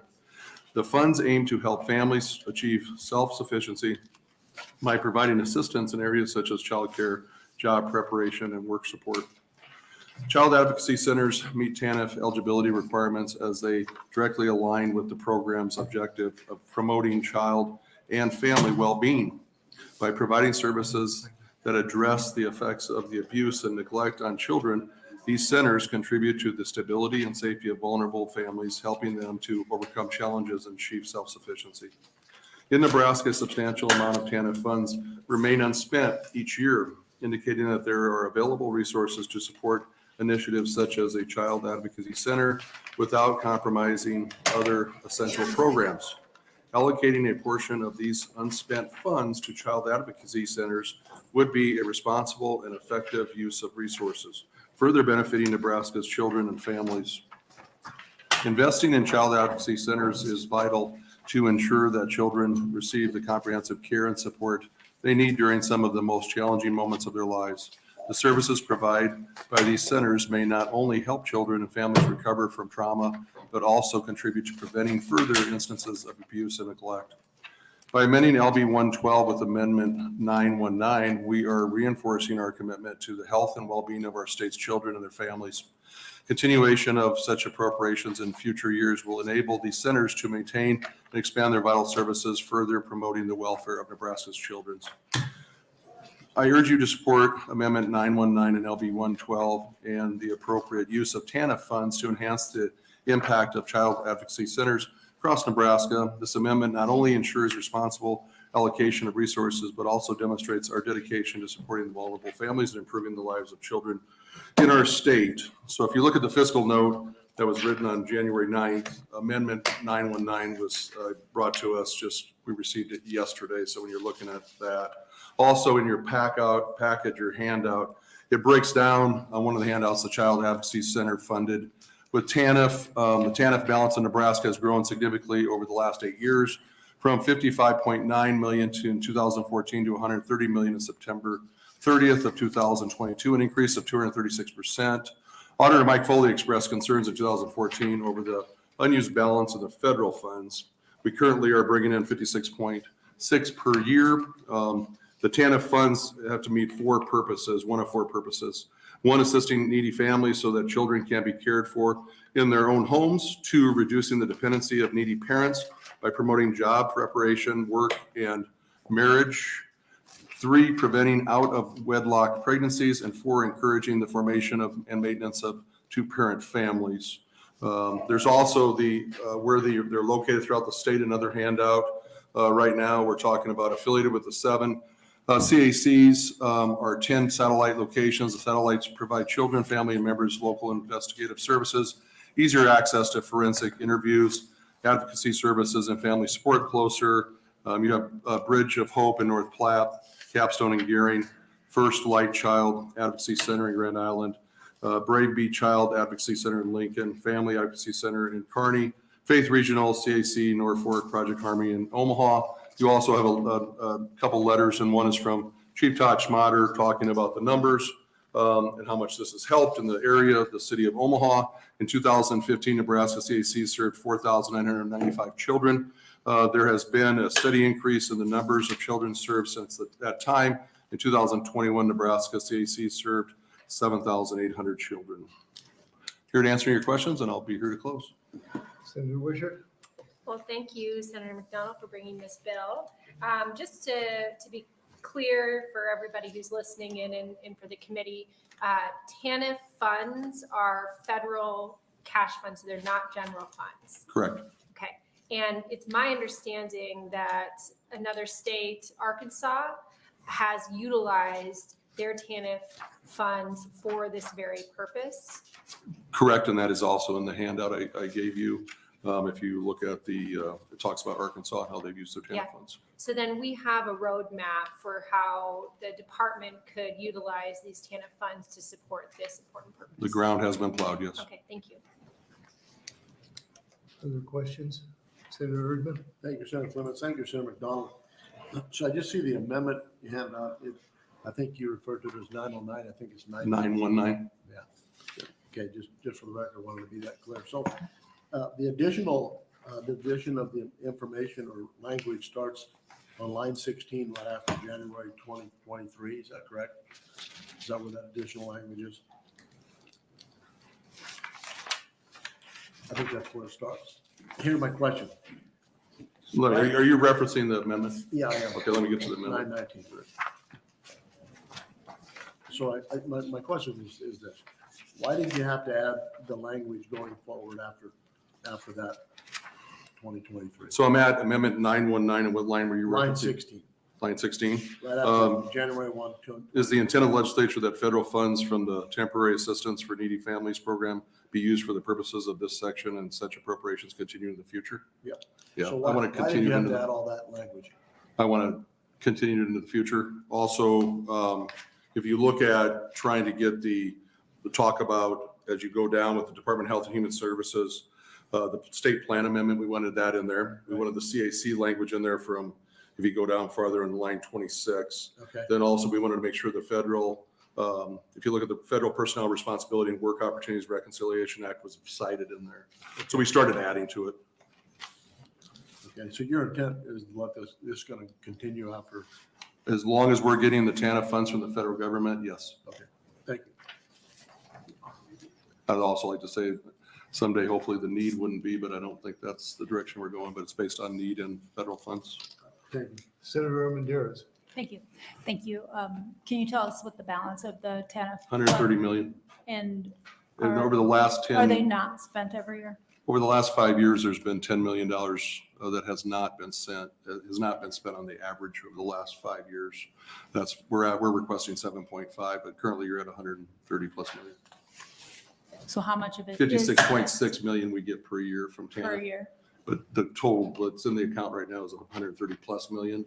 But over the last 5 years, there's been 10 million less than they've received of the 56.6 that they've not spent. Do you know if they have plans for that? Hopefully this bill's going to give them plans. A small portion of it anyway. Yes. Yeah.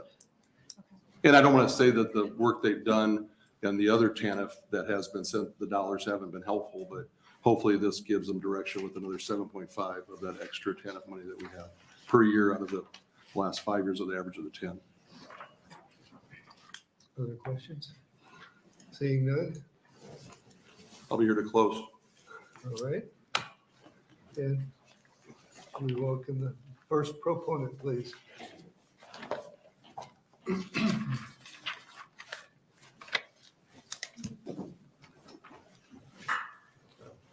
Good afternoon. Good afternoon. Senator Clements and members of the Appropriations Committee, my name is Ivy Svoboda, IVY-SVOBODA. I'm the Executive Director of the Nebraska Alliance of Child Advocacy Centers, here testifying in support of LB 112, which provides the much-needed funding for statutory obligated services that child advocacy centers provide. The Nebraska Alliance of Child Advocacy Centers is the nationally accredited statewide membership organization for the 7 child advocacy centers, or CACs. The CACs serve children, families, and the protection system in all 93 counties in Nebraska were dedicated to enhancing the response to child abuse. Thanks to Senator McDonnell for introducing this important bill, and thanks to this committee for your longstanding support of child advocacy centers. For almost 20 years, the Nebraska Legislature has recognized that the CAC model provides best practice, high-quality investigations and services to children and families who have experienced abuse. State statute requires all children be evaluated and receive services by a CAC when there is a report of serious child abuse or neglect, such as sexual abuse, serious physical abuse or neglect, kidnapping, or sex trafficking of a child. Nearly 50% of the child victims served at CACs in 2021 reported experiencing sexual assault or sex trafficking. Studies show that the CAC model is fiscally smart. It reduces costs for law enforcement agencies and prosecutions and minimizes the long-term negative impact to children. Children who have experienced abuse that get proper care and treatment go on to live full and productive lives. When the impact of abuse is unaddressed, studies show a correlation between experiencing child abuse and ending up with negative health and mental health outcomes, rates of substance use, rates of criminal justice involvement, and incarceration. CACs are experiencing an increase in the number and severity of cases referred by DHHS, State Patrol, and law enforcement. In fact, the number of children served by CACs has increased nearly 60% from 2015 to over 7,800 children in 2021. We want to make sure kids, families, and first responders to child abuse and neglect can access needed statutory required CAC services 24 hours a day, 7 days a week, thus the satellite offices, thus the 7 centers covering 93 counties. However, the cost to provide these state mandated services are going up, and CACs have fewer resources to meet this growing demand. Our centers are currently at maximum capacity. Demand is increasing, and untapped resources of funding are few. CACs ask their staff to do more with less. Staff burnout and turnover is an increasing challenge because of the difficult nature and high volume of the work, low non-competitive pay, and no benefits, especially in rural areas. Costs increase for children and families that travel to medical exams and acute sexual assault cases. Delays occur when investigators and DHHS have to wait for open time slots for forensic interviewers, impacting their ability to get needed evidence for criminal prosecutions and their ability to fully understand the safety, risks, and needs of children and families. Support for LB 112 will help CACs across the state who are ingrained in our state's child protection response system, help the CACs meet the needs of their communities and serve the children who are currently coming into the centers, as well as those who are currently not being served. On the back of my handout that I passed out, you'll see personal comments of children and families from the day of their service at CACs in Nebraska. We are the solution to making difficult and stressful situations comfortable for children and families so they know what to expect and can begin to heal. I urge to advance LB 112 for this important increase, and I welcome any questions. Other questions from the committee? In the fiscal note, says that current funding is $3,012,000. And this is asking for a $7.5 million increase to that. Mm-hmm. And why do you have more than a double increase?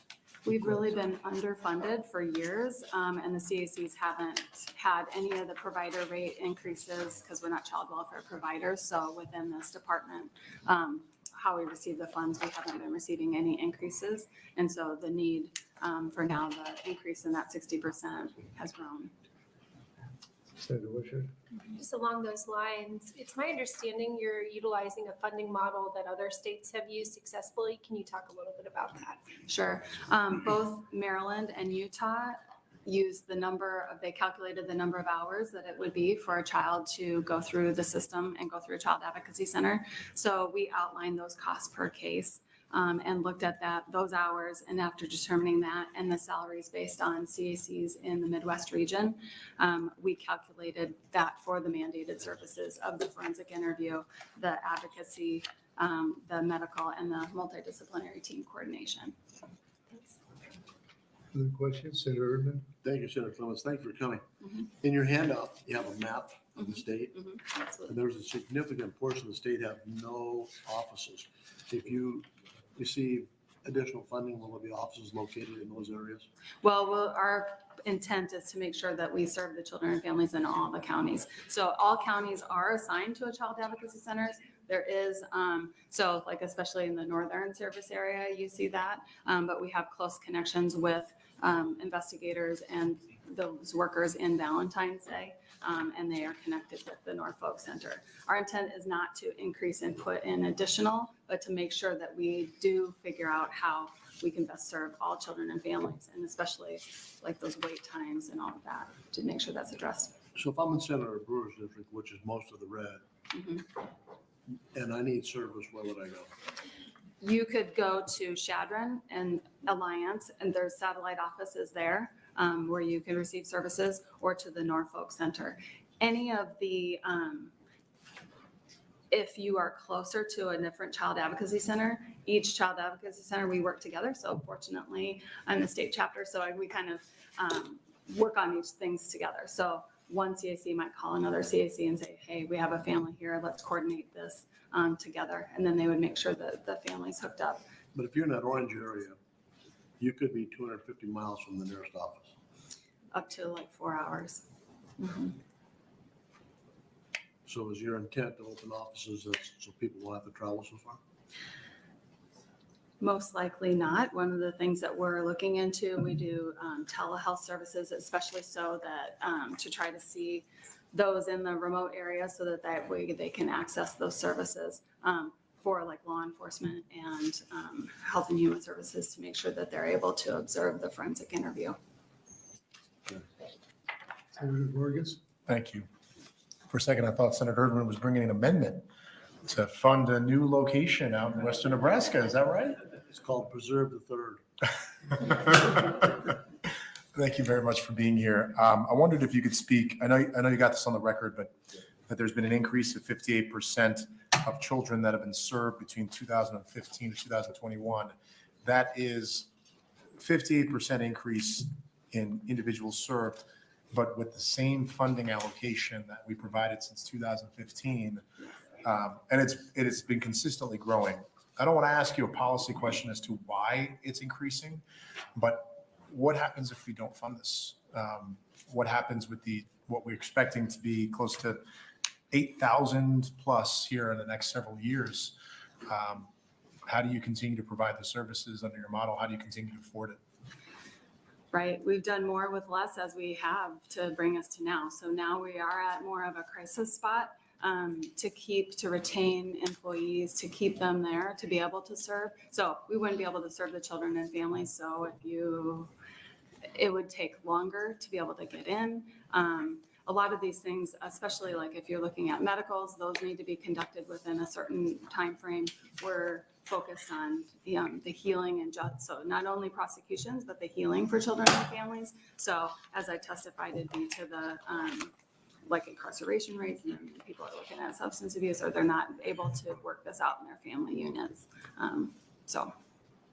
Thank you. I just want to make sure, well, if we have an obligation that we need to meet, we need to fund it, but also simultaneously, maybe somebody can answer this that's coming up, why we're seeing such an increase and why it's doubled. And clearly it's on an upward trend where maybe it's because we're adding more responsibilities in law and we're doing a better job of investigating and meeting the needs and services, but it's a concern. But I appreciate you supporting this bill and better funding. I did want to mention, I didn't want to like reopen what you were talking about, Senator Dorn, but we did have a child advocacy center in 2007 that was opened in Valentine, and we kept that open until through 2011. And at that time, we closed the doors because there was only 12 kids being served annually, and we didn't feel like that was fiscally prudent. I do recall that. All right. I have one question. The agencies indicating they would need to add 2 full-time staff to this in the fiscal note. And are you aware of whether TANF funds can be used for that purpose?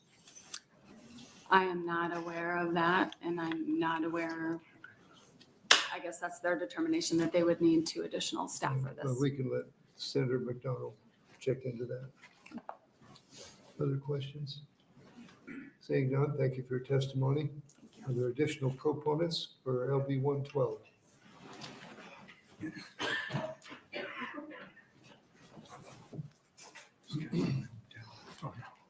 guy.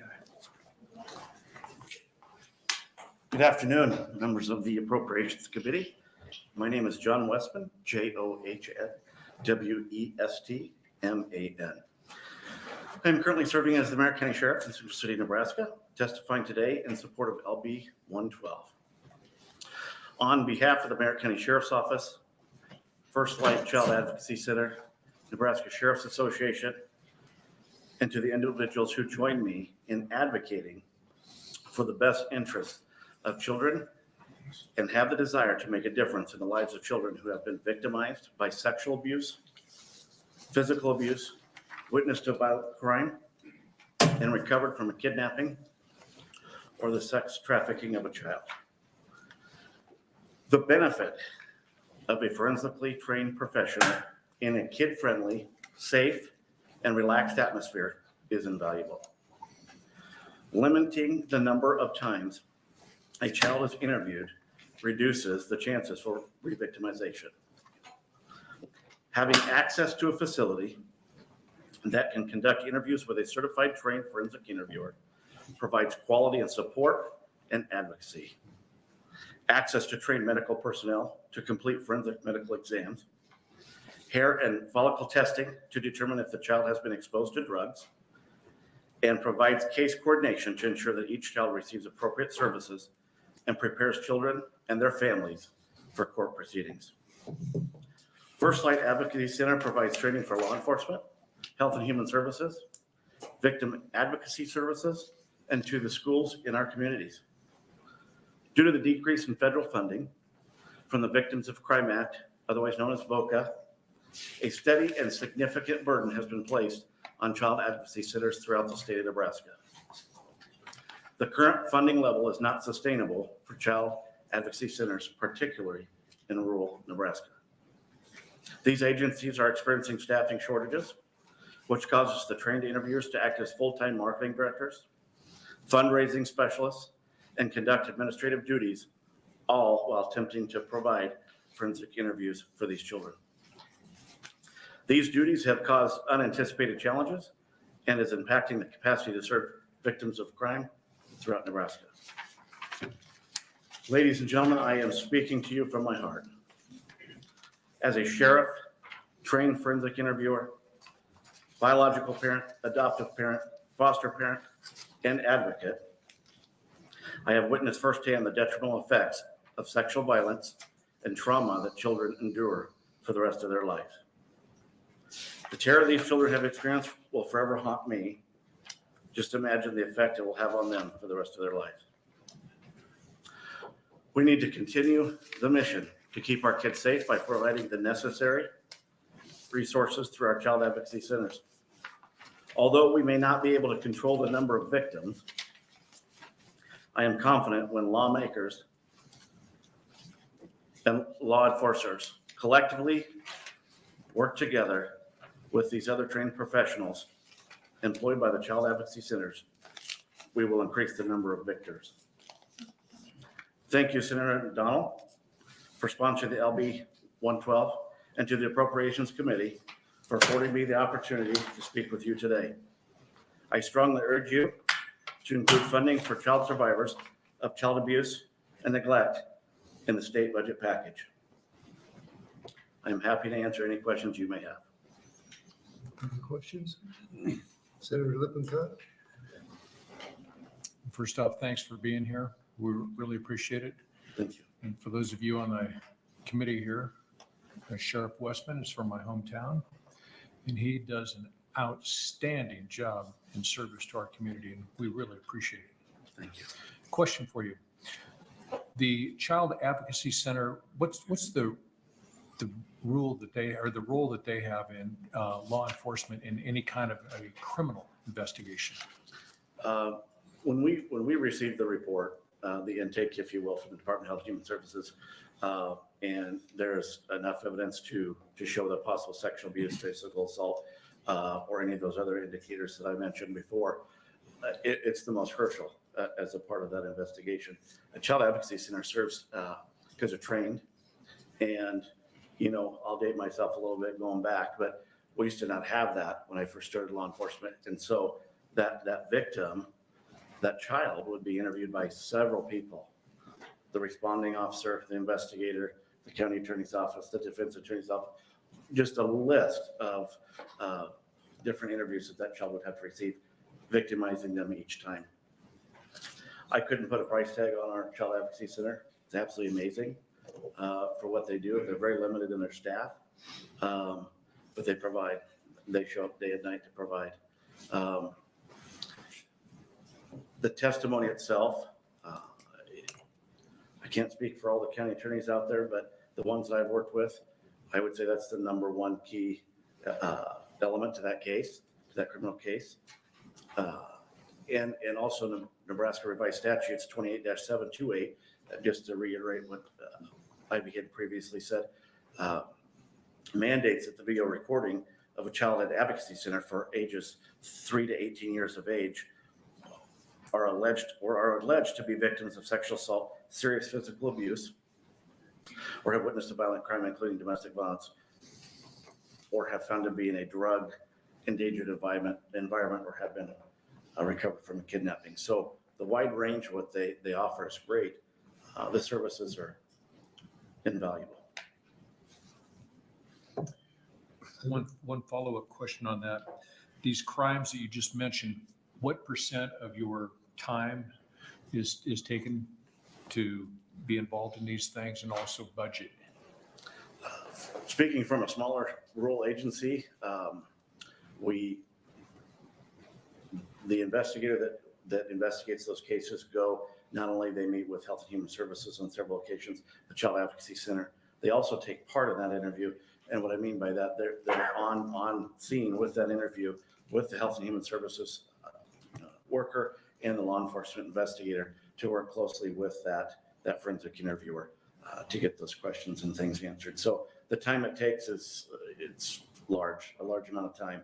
And that just continues. It doesn't stop at that Child Advocacy Center either. It goes on way before trial. So many different things that are a key element to that. All right, thank you. Thank you for your testimony. Thank you, guys. Next proponent for LB 112.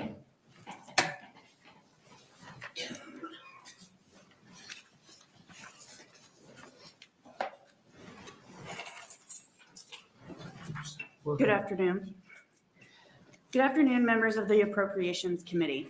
My name is Kayla Haberstick, Kayla Haberstick. I currently serve as the Deputy County Attorney in Custer Counties and Blaine County, and I previously served as the elected Valley County Attorney. I am testifying today in support of LB 112. The Child Advocacy Center used in each of those 3 counties I mentioned is the Family Advocacy Network out of Kearney. I will call them FAN to be short. FAN is integral to our success as prosecuting attorneys in cases of child neglect, child abuse, child sexual assault, and occasionally even the adult sexual assault case. This center provides forensic interviewing services that strengthen our cases, and the interviewers go through extensive training to be able to effectively interview child victims in very traumatic situations. They have equipment and expertise to view old bruising and other injuries on these children. Additionally, FAN works with pediatricians and nurses to perform necessary medical examinations in these very delicate situations. FAN also coordinates what are called our LB 1184 monthly meetings. These are multidisciplinary meetings held to identify and provide services to families at risk, child victims, and we do discuss the families that are already receiving services in our area. FAN is invaluable in these meetings. They gather all of the information and the intakes from the Child Abuse and Neglect Hotline.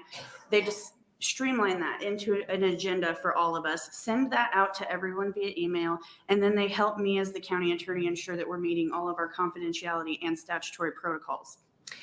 Finally, in the course of the meeting, the FAN provider provides insight and expertise into the strategies we need to implement to serve our families, and then they act upon those items discussed and frequently remind me to act upon those items too when they get lost on my desk.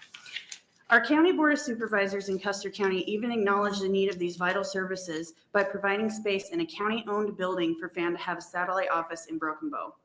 Custer County sees more and more child abuse and neglect cases each year, and having an office in our community has been so incredibly valuable. It ensures the least amount of time is wasted in providing services to children and families in need, and it takes a burden off of our law enforcement officers and DHHS workers who must be present at those interviews. I cannot emphasize enough how incredibly vital child advocacy centers are to us as county attorneys, especially in the rural areas. Our fan interviewers have testified in child sexual assault cases, most recently one resulting in a jury conviction for first-degree sexual assault of a child. The child was treated so well by the fan staff and their partner doctors that it made all the difference in the case when the child had to testify to her experience as a victim. The fan interviewer also testified, and the pediatrician that treated her testified as well, and their testimony was invaluable. We expect to see these services in larger cities in Nebraska, these advocacy services. Many more populated areas have advocates either right there in their county attorney's offices, or they partner with an outside agency as a victim advocate. Frankly, we don't have the staff, resources, or budget to have an in-house advocate in my office. FAN provides this important service, and they do so with a lot of grace and knowledge. As for the investigative side of FAN's involvement, their necessary services take a large burden off of our already strained law enforcement officers. It's unfortunate when a Nebraskan finds themselves in a place to need a child advocacy center, but our Nebraskan child advocacy centers rise to the call every single time, and that is a service that our state needs and deserves. Therefore, continuing to fund and bolster our child advocacy centers only strengthens Nebraska as a whole. We can provide better, more informed services to families who are in need and children who have experienced trauma. If interception of these families occurs early enough, the positive turnaround has a better probability. For strong Nebraskans, we need strong child advocacy centers. Thank you to Senator McDonnell for sponsoring LB 112. I strongly encourage this committee to include funding for our child advocacy centers in the state budget package, and I am happy to answer any questions you have. Other questions? Senator Wishart? First of all, super impressed to see a young woman as a former county attorney and now deputy county attorney. Thank you. I hope a lot of young girls get to meet you and see this as a career opportunity. Can you speak a little bit to what Senator Vargas asked earlier? From your experience as a deputy county attorney now, why are we seeing an increase? What are some of the factors that are leading to an increase in child abuse? I think one of the main factors is just a level of awareness with social media, internet, news coverage of incidences, and even very large scale incidences like the Epstein trial or things like that. People are now more aware that these items do occur not just in large cities like Chicago or New York City. It's happening down the street in your small 3,000 population town such as Broken Bow or even Brewster in Blaine County. I think that's a large part of it. I think that there's better training services provided, and a lot of those are provided by these child advocacy centers. We as county attorneys go to several trainings about red flags, what to look for. School teachers, school administrators, counselors, therapists, licensed mental health practitioners all go through extensive and rigorous training on what to notice. But one of the main things that Nebraska has, and I really appreciate as a county attorney, is a mandatory reporter system. If anybody in this state witnesses what they think is child abuse and neglect, they are required by law to report that to the Child Abuse and Neglect Hotline. And I think those three things have really made an impact on how more aware we are of what's happening in our communities and how our caseload grows. Thank you. Other questions? I had one question. Is there any fee charged to the county for the services that you receive? We do have a contract with them. I think the last one I signed was like $1,000 maybe. So in the grand scheme of my county attorney budget, it to me, it's invaluable and it's a drop in the bucket. But, and maybe somebody else can speak to this if I'm incorrect, but I think a lot of their funding is through other sources other than the counties that they provide services to. That $1,000 is for a year? Or for Yes, I believe that contract was annual. All right. Thank you. Thank you for your testimony. Additional proponents for LB 112.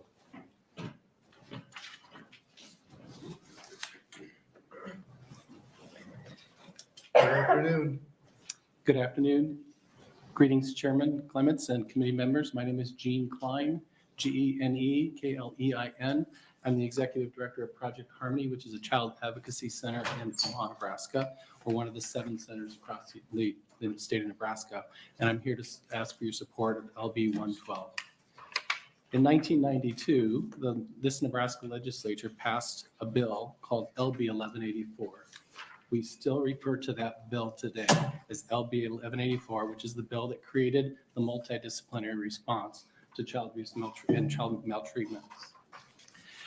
Our systems back in the day, and I happen to be old enough to have worked in the system in 1992 as a CPS worker, our systems were very fragmented and siloed, and the agencies didn't talk to each other. Children would typically disclose to a school teacher. They still are the #1 reporters of child maltreatment today. Schools are critical in the lives of children. That school would do its own investigation. They would they would talk to the child, bring them into their office. The counselor would visit with them to learn more about maybe that sexual abuse that's being disclosed. They would then call 911. A street cop would come to the school building. They'd pull the child back down to the nurse's office and interview them again. And then after that interview, they would take them down to the police station. In Omaha, it's a pretty scary place. It's really scary for children to go to a police station. Detectives downtown would interview that child. Again, another interview of the child. After that interview, they would go to Children's Hospital or a medical clinic or any clinic that would be willing to see that child. And it wasn't uncommon for a child to talk to 8 to 10 different professionals, and then the state would get involved. And there could be another handful of employees or professionals that child is being interviewed by. We used to think it was best practice. The more the child told the same story to all these different professionals, they must be telling us the truth. What we realized was that we were really causing more trauma to those children, not getting good evidence in that process. And as a result, we were causing more damage. It wasn't until that LB 1184 bill was passed in 92 that said we need to do more. Our communities found this model of a child advocacy center, which was the original one, was created in Huntsville, Alabama. At the time when Project Harmony was created, there were about 30 centers around the United States. We served about 60 children that first year in 1996. And then this bill, LB 1184, started to get more momentum and more focus. It wasn't just sexual abuse cases that we were investigating at the time. And we needed children being served across the state. So legislators got involved and said, we want centers across our state. 7 centers were developed over a 10-year window. There was no funding that was provided to these centers. It was really just on a grassroots, we need to do better for these children. Today, our centers are viewed as a best practice model for child advocacy and response, now with nearly 1,000 centers across the United States serving 500,000 children every year. In the last 25 years, this legislature has built on that initial bill, LB 1184, strategically raised the bar and added more to what should happen when a child is served at a child advocacy center, increasing the expectations to not just the child welfare system, but specifically to child advocacy centers. As a result, on a daily basis, more than 30 children walk through the doors of a child advocacy center in our state, across the state. These are children who are disclosing felony level sexual assault, physical abuse, witness to a violent crime, like domestic violence or homicide. They're being sex trafficked and experiencing life-threatening neglect and found in a drug endangered home. In our community, the average age is 9 years old. As a result of your policy, however, things are different. All those systems, those children would go to different agencies. Now all those agencies are located in one community, in one organization, and they come together around that child. What might be on one of their darkest days, caregivers who are learning that their child is disclosing sexual abuse now need critical support and key resources so that they can take that next step toward healing. Most of all, children are listened to and heard while receiving those critical services. LB 1112 is essential to support the needs of these children and to provide the resources to continue this response. Today, the state allocation covers about 22% of the cost for this effort. Simply put, the growing need requires a growing response. Through the course of the legislative process, we've been able to work with Senator McDonnell and discovered this possibility of the TANF funding. We researched other states and have learned that TANF funds are appropriately being used in the support of child advocacy centers. However, for this to be successful, we would ask that you specify this as the pathway as you prioritize this bill. We all agree these are mandated services and now the essential component to the collective response to the outcry of child maltreatment. This is not just something that's nice to do. It's the expectation. It's what our children are counting on us to do. That's your time. Other questions from the committee? I had a question. Yes. Also, do your counties provide any funding to you?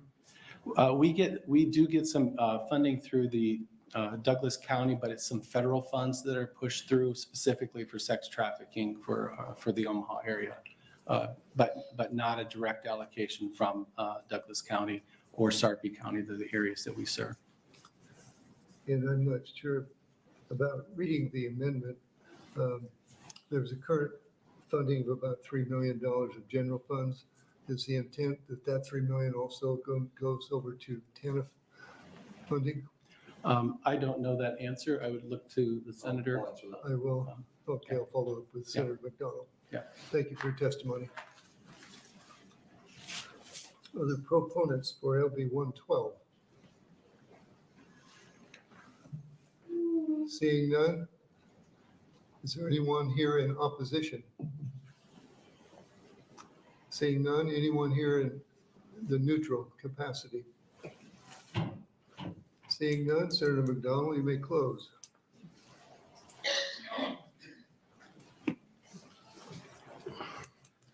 Thank you, Chairman Clements, members of the committee. We know that there is definitely a need, east, west, north, south in our state. With the TANF funds, historic, at least going back the last 5 years, having funds that were not being spent, knowing that we now have the cash reserve of the TANF has 130 million.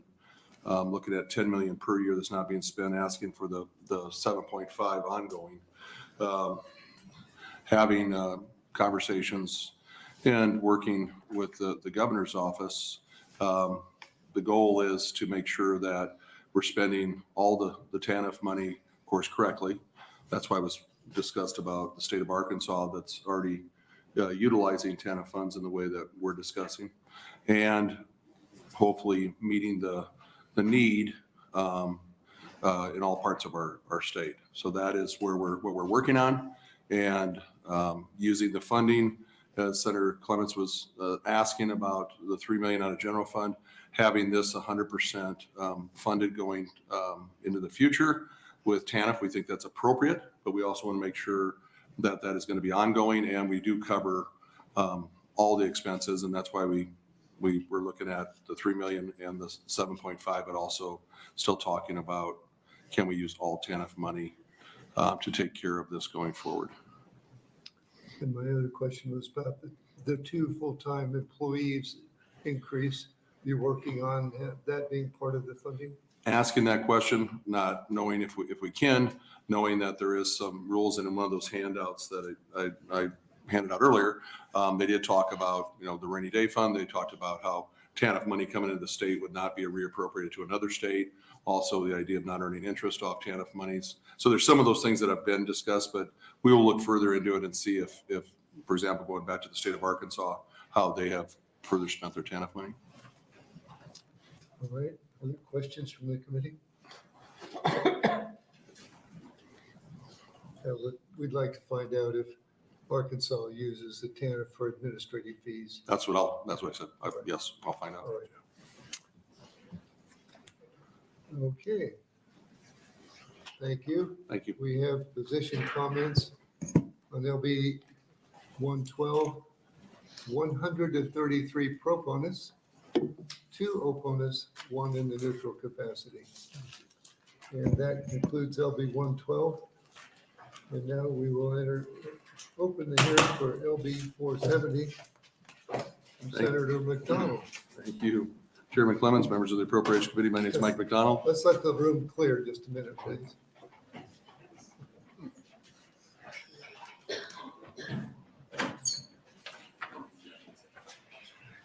Thank you for being here.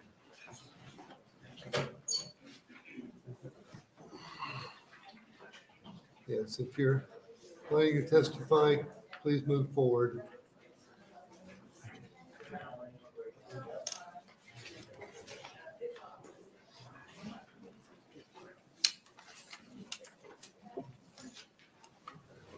All right, you're welcome to open. Senator McDonnell. Thank you.